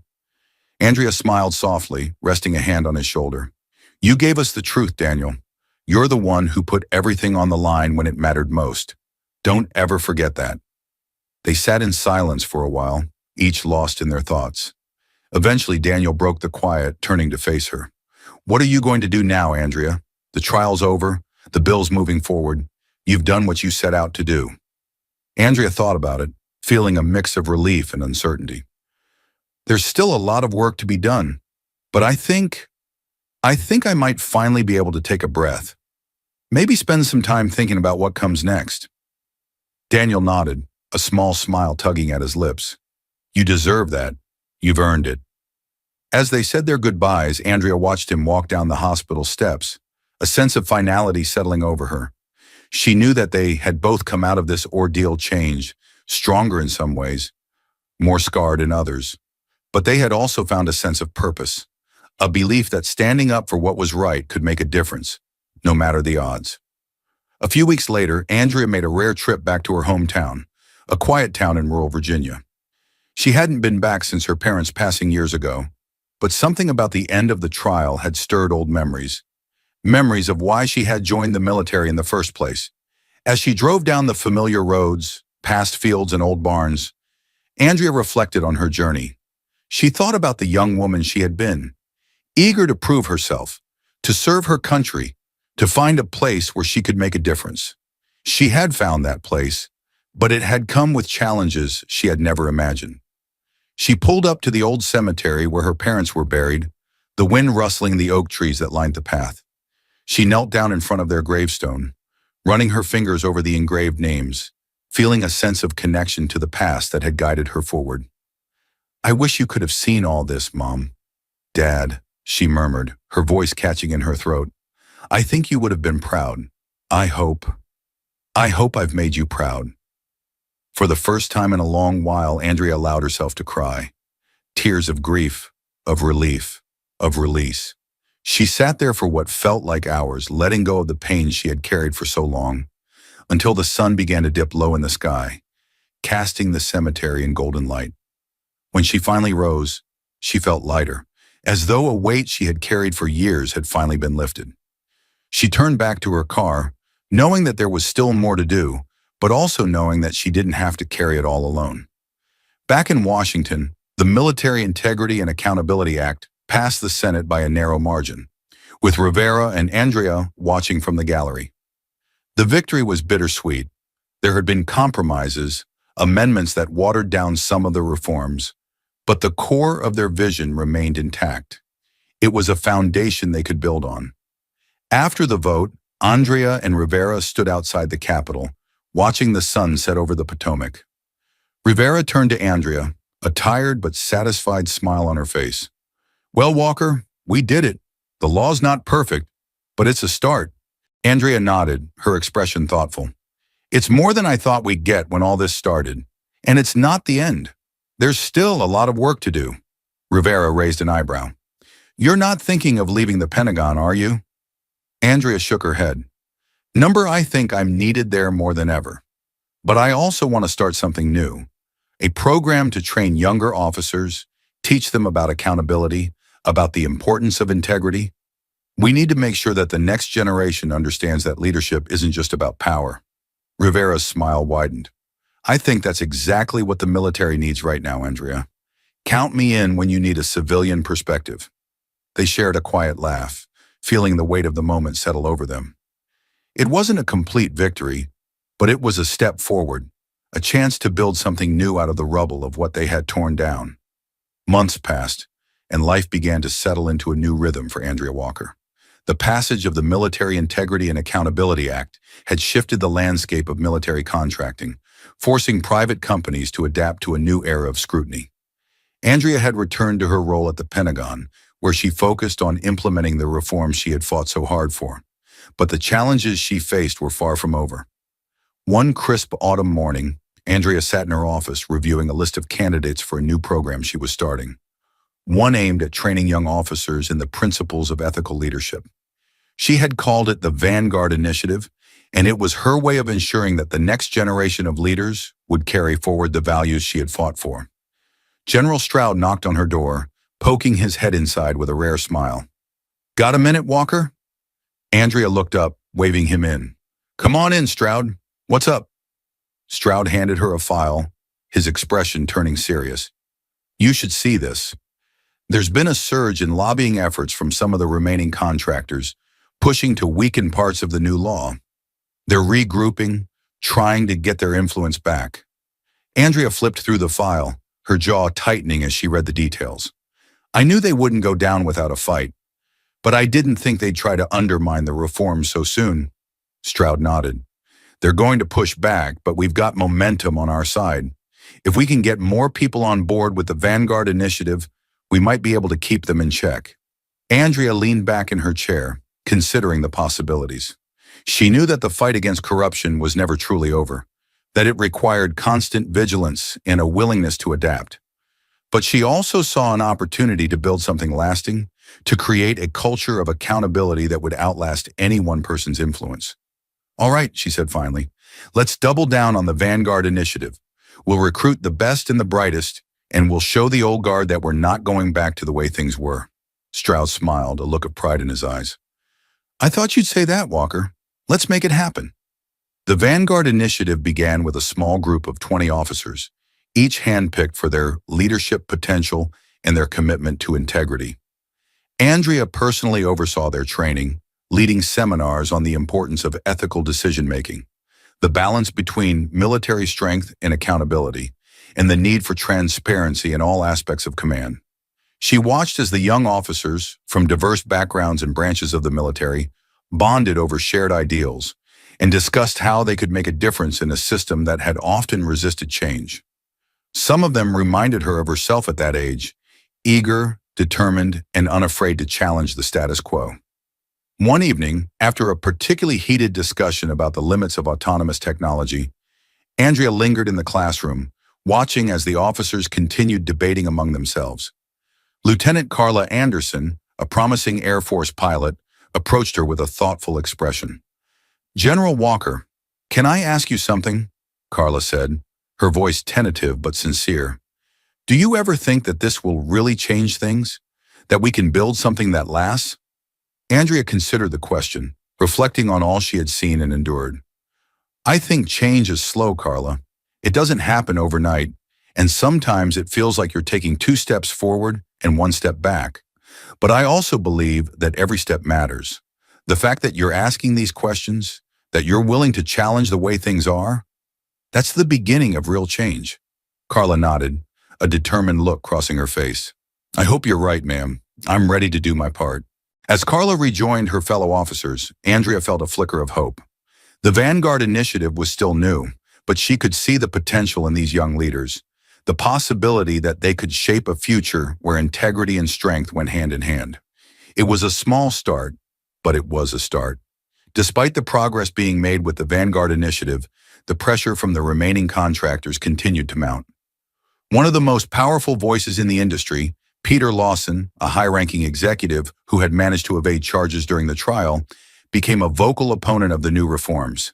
He launched a media campaign accusing Andrea of overstepping her authority and pushing for changes that he claimed would weaken the military's readiness.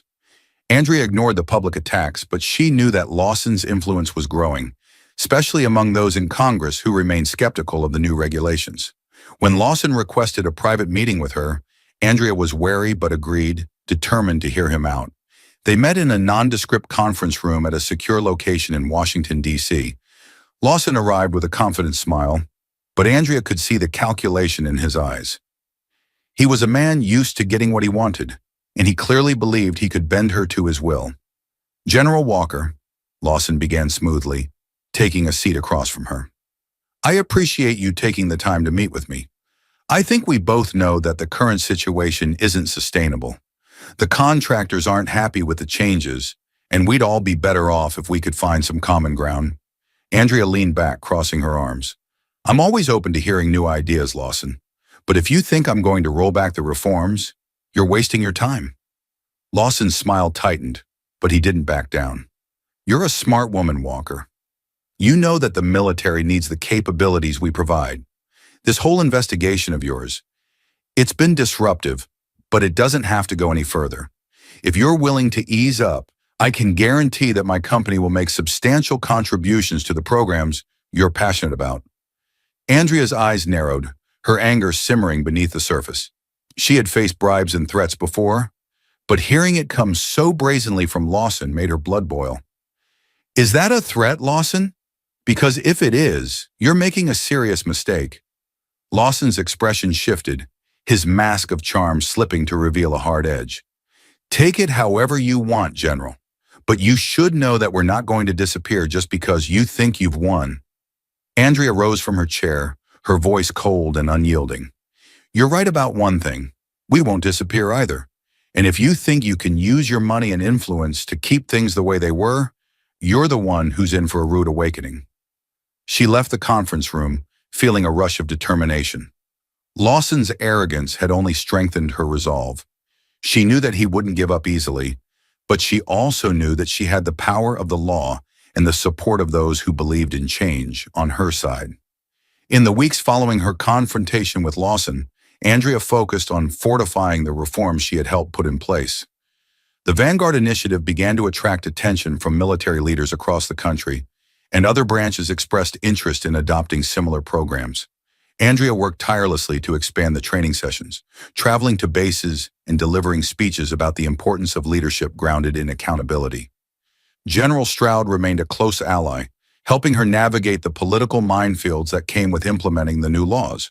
Together, they met with senators and Pentagon officials, ensuring that the momentum they had built wasn't lost.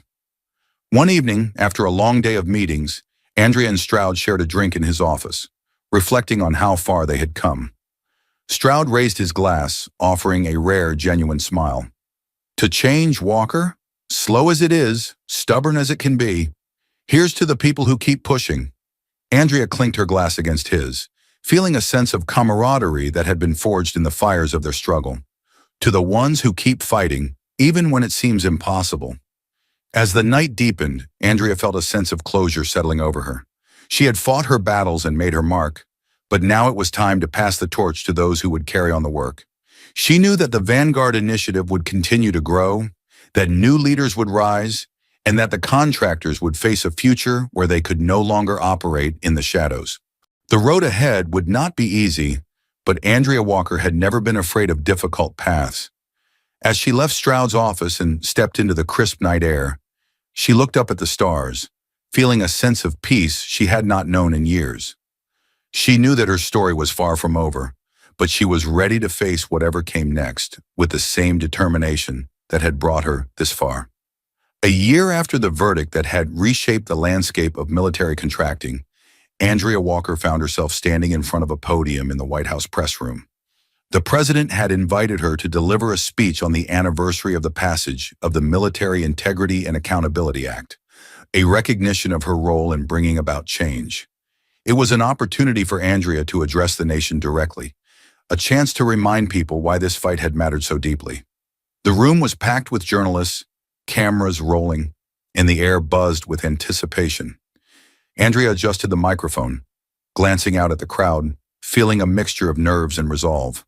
Her speech had been prepared and revised multiple times, but now, standing here, she decided to speak from the heart.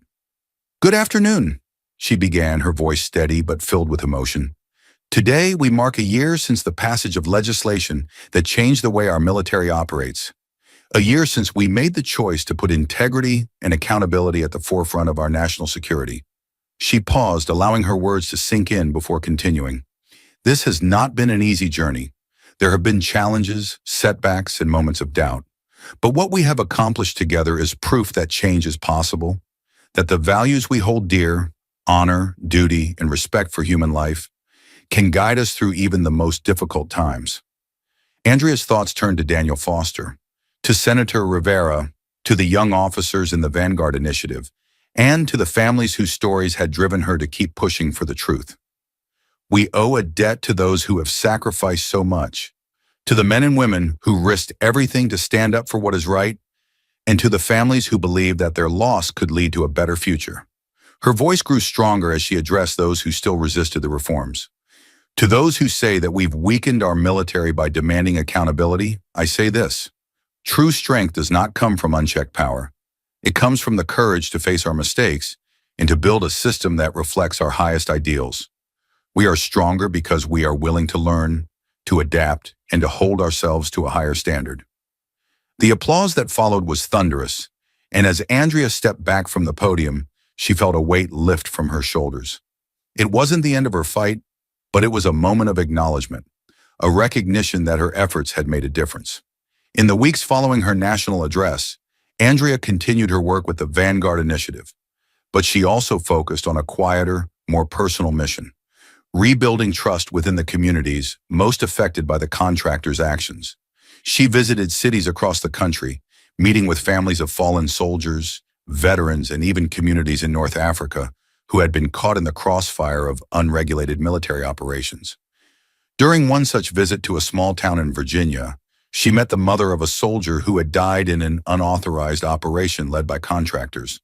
The woman, Mrs. Clark, had been outspoken in her criticism of the military's handling of the incident, and Andrea knew that earning her trust would not be easy.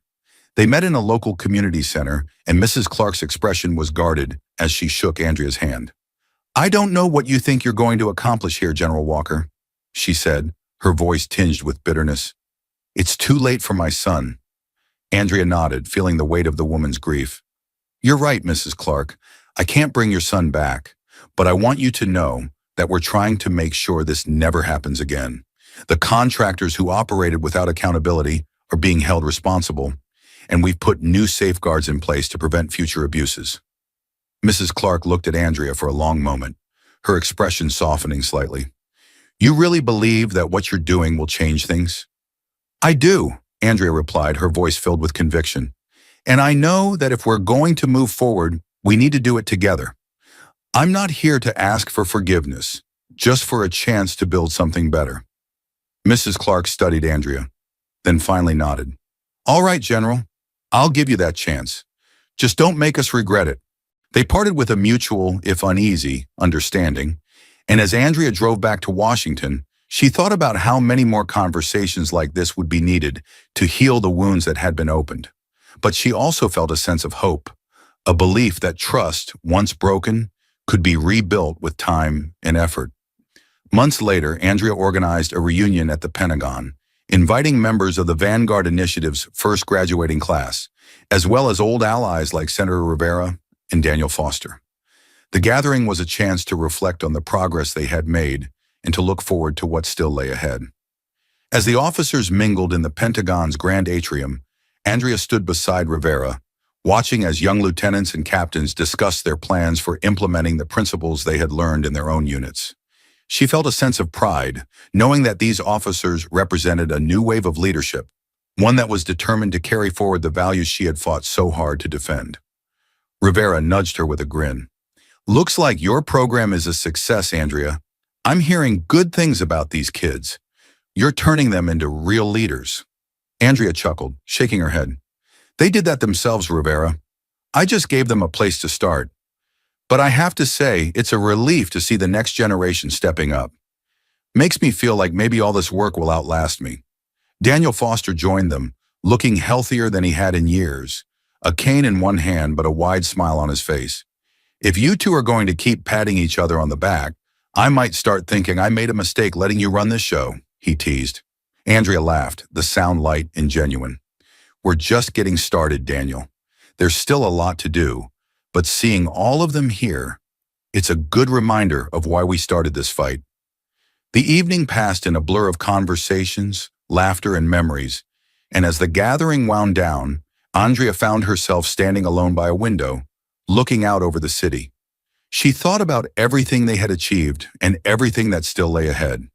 It wasn't a perfect world, far from it, but they had made a start, and for now, that was enough.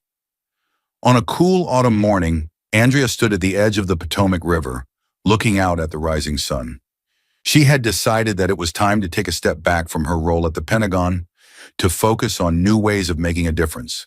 The Vanguard Initiative would continue under the leadership of Colonel Mason, who had become one of her most trusted allies, and Andrea was confident that he would carry on her work. Stroud had been the first to hear of her decision, and though he had tried to talk her out of it at first, he had eventually come to understand her choice. They had shared a quiet drink in his office, toasting to the battles they had fought together, and Andrea had promised to stay in touch. Now, as she walked along the riverbank, Andrea felt a sense of peace that had eluded her for years. She had spent her entire career fighting battles, some on the front lines, others in the corridors of power, and she knew that she would always be a fighter at heart. But she also knew that there were other ways to make a difference, and that it was time to let others take the lead. She paused beneath a cherry blossom tree, its branches swaying gently in the breeze, and pulled out her phone. There was a message from Carla Anderson, now a captain, telling her about a new mentorship program she had started for young recruits. Andrea smiled, feeling a sense of pride that was deeper than any award or promotion she had ever received. As she continued her walk, she thought about the future, the challenges, the possibilities, and the new battles that would inevitably come. But she faced it all with a sense of hope, knowing that she had helped to lay the foundation for a better, more just system. And as the sun rose higher over the Potomac, casting its light over the city she had served, Andrea Walker walked forward into a new chapter of her life, ready to face whatever came next. After stepping down from her formal role at the Pentagon, Andrea Walker adjusted to a slower pace of life, one that allowed her time to reflect, to think about what she truly wanted to accomplish next. She settled into a small, historic townhouse in Alexandria, Virginia, not far from Washington, D.C., close enough to remain connected, but distant enough to find a sense of peace. One morning, she brewed a pot of coffee and stepped out onto her small balcony, watching as the neighborhood woke up around her. The air was crisp, filled with the scent of autumn leaves, and for the first time in years, she felt a sense of tranquility that she had almost forgotten existed. She received an email from Colonel Mason, the new leader of the Vanguard Initiative, updating her on the progress of the latest recruits. He shared stories of young officers who had taken Andrea's lessons to heart, applying them in their commands and finding innovative ways to build trust with their troops. It brought a smile to her face, knowing that the principles she had instilled were taking root. Andrea had also been working with a few nonprofit organizations that focused on veteran reintegration and mental health, offering her time and expertise. She met with groups of former service members, listening to their stories and sharing her own experiences, helping them find ways to transition back into civilian life. It was fulfilling in a different way than her work at the Pentagon, less intense, more focused on individual lives rather than sweeping policy changes. But it was exactly what she needed, a reminder that even in small actions, there was the power to change the world. One afternoon, Andrea received an unexpected visit from Senator Rivera, who arrived at her door looking more serious than Andrea had ever seen her. They sat together in Andrea's living room, and Rivera didn't waste time getting to the point. "We've got a problem, Andrea," she said, her tone grim. "It's Peter Lawson. He's making another play. This time, he's backing a congressional proposal to roll back some of the regulations from the Military Integrity and Accountability Act. He's using his influence to sway key members of Congress, and it's starting to gain traction." Andrea felt a surge of anger and frustration, the familiar fire rekindling inside her. I knew he wouldn't give up easily. What exactly is he proposing? Rivera handed her a thick file filled with briefing notes and transcripts of recent hearings. He's pushing for more flexibility in contractor operations, claiming that the current restrictions are limiting our response capabilities in critical regions. It's the same old story, dressed up in new rhetoric. He's got some powerful allies, and if he succeeds, it could undo everything we've worked for. Andrea flipped through the documents, feeling the weight of the challenge that lay ahead. But as she read, her determination solidified. She had fought this battle before, and she knew she couldn't sit back while Lawson and his allies tried to reverse the progress they had made. "Let's fight this, Rivera," she said, looking up with resolve in her eyes. "We beat him once, and we can do it again. He's underestimating just how much people care about what's right." Rivera nodded, a glint of determination in her own expression. "Glad to hear it, Andrea, because we're going to need you out there, making the case." With Rivera's help, Andrea launched a new campaign, using her reputation and connections to rally support against Lawson's proposal. She traveled to key states, speaking at town halls and veterans gatherings, explaining the dangers of loosening oversight on military contractors and sharing the stories of those who had suffered under the old system. At one event in Chicago, Andrea faced a crowd of over 1,000 people, many of them veterans and families of service members. She spoke with passion, outlining the history of abuses and the importance of keeping the reforms in place. "These regulations aren't about making our military weaker," she told the crowd, her voice carrying through the auditorium. "They're about making sure that those who serve are never put at risk because of someone else's greed. They're about ensuring that our military remains a force for good, one that respects the laws it was built to protect." She looked out over the sea of faces and saw that many were nodding, their expressions determined. But she also saw the skeptics, those who believed that contractors were essential, that the military's hands had been tied. She addressed them directly, acknowledging their concerns but challenging them to think about the long-term consequences of unregulated power. After the event, a young man approached her, wearing a faded Marine Corps jacket. He looked uncertain but hopeful. "General Walker, I used to work for a private contractor. I thought we were doing the right thing, but I saw things I can't forget. Thank you for speaking out." Andrea clasped his hand, meeting his gaze. "You're not alone in feeling that way. And if we keep speaking out together, maybe we can make sure others don't have to go through the same thing." The campaign gathered momentum, with media outlets picking up the story and public opinion beginning to shift in Andrea's favor. But she knew that Lawson wouldn't back down easily. His influence ran deep, and the fight was far from over.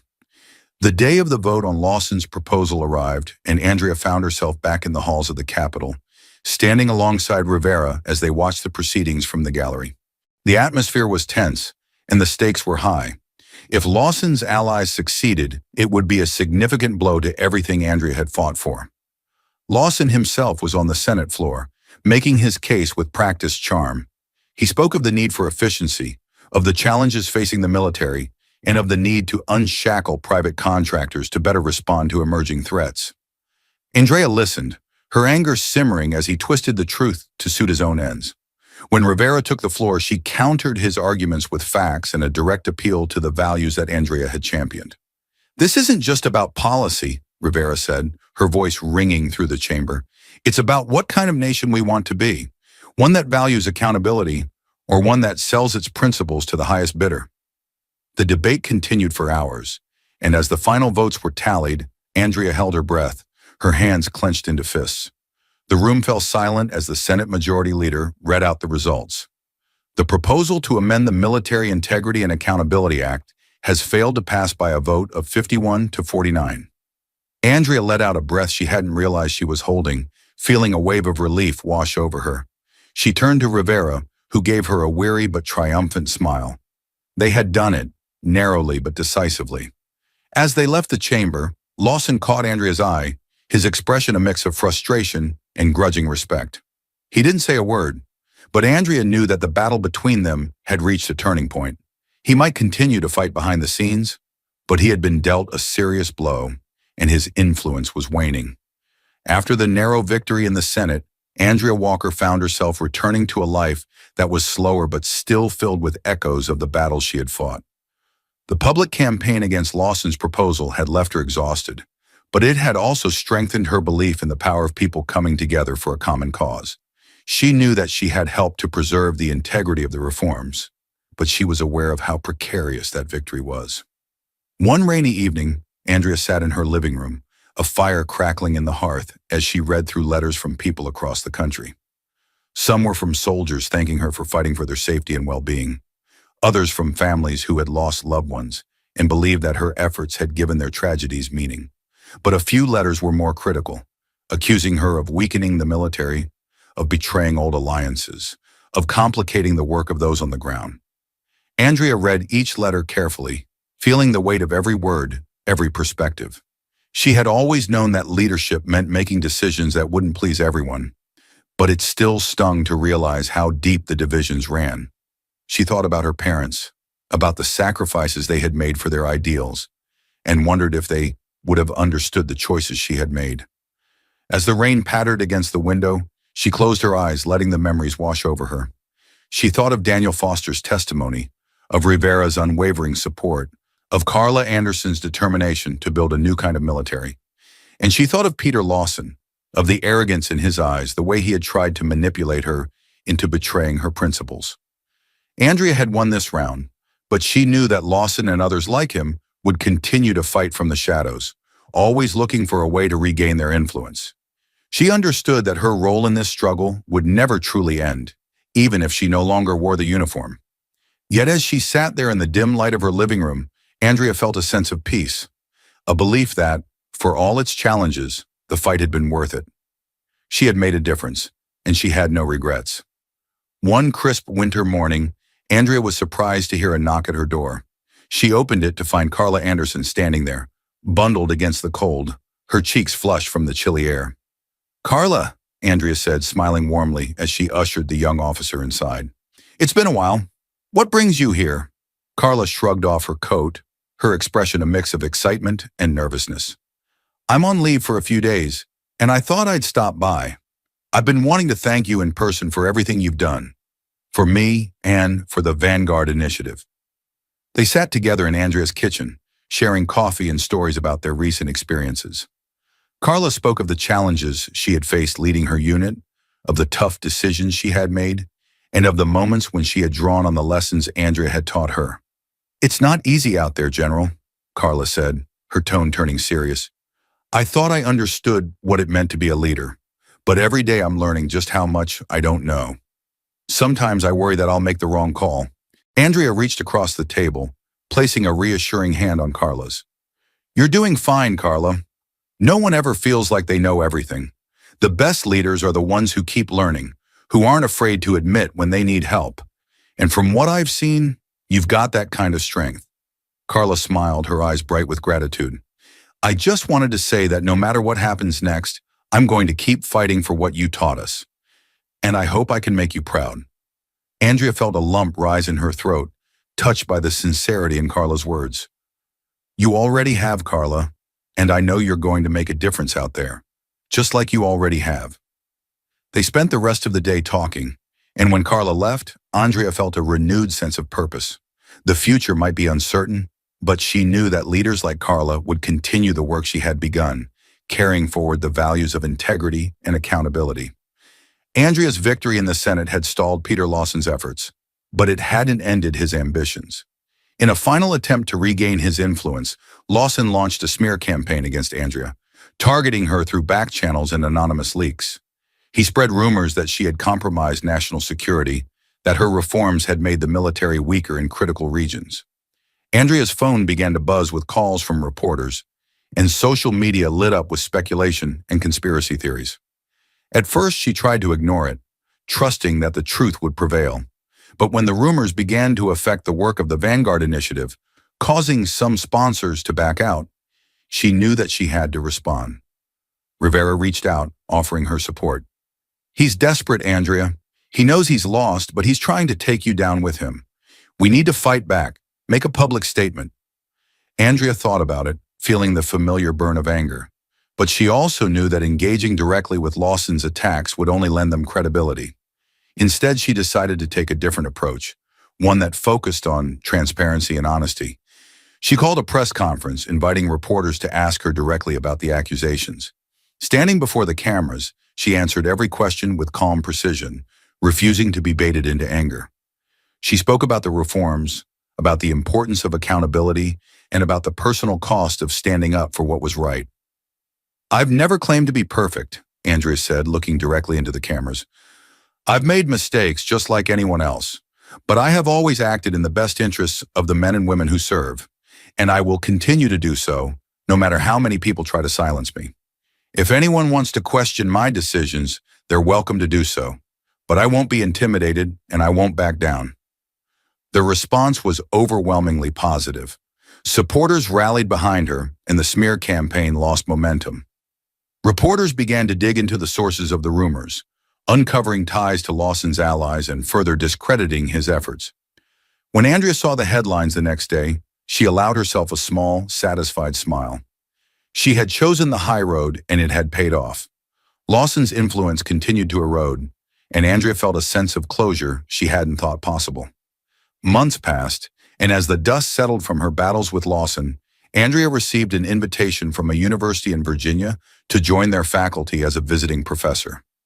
They wanted her to teach a course on leadership and ethics, to share her experiences with students who were eager to learn from someone who had been at the forefront of change. At first, Andrea hesitated, uncertain about stepping into an academic role. But after speaking with Rivera, Stroud, and some of the officers from the Vanguard Initiative, she realized that it was an opportunity to shape the next generation in a new way. She accepted the offer, and before long, she found herself standing in front of a classroom filled with bright-eyed students, many of them veterans or ROTC cadets. She began her first lecture with a story about her early days in the military, the struggles she had faced, and the lessons she had learned about resilience and responsibility. The class hung on her every word, and as she looked out at their eager faces, Andrea felt a new sense of purpose settle within her. Teaching was different from commanding, but it had its own kind of power, a power to inspire, to challenge, to prepare the next generation for the difficult choices they would face. After class, a student approached her, a young woman named Mia, who reminded Andrea of herself. "Professor Walker, do you really think that one person can make a difference?" Mia asked, her voice filled with uncertainty. Andrea smiled, placing a hand on the girl's shoulder. "I think that change is never about just one person, Mia. But one person can start something that others will carry forward. You just have to believe that what you're doing matters, even when it feels like the whole world is against you." Mia nodded, her eyes bright with determination. As she walked away, Andrea watched her go, feeling a sense of fulfillment that she hadn't known in years. She realized that while she might no longer be in the trenches of policy battles, she was still in the fight, just on a different front. Thank you for joining me on this journey through the story of Andrea Walker, a story of resilience, leadership, and the fight for justice. If you enjoyed this narrative and want to hear more stories like it, don't forget to subscribe to the channel. Hit that like button, share your thoughts in the comments below, and turn on notifications so you never miss an update. Your support helps us keep bringing you stories that inspire and challenge the way we see the world. Thanks for watching, and see you next time.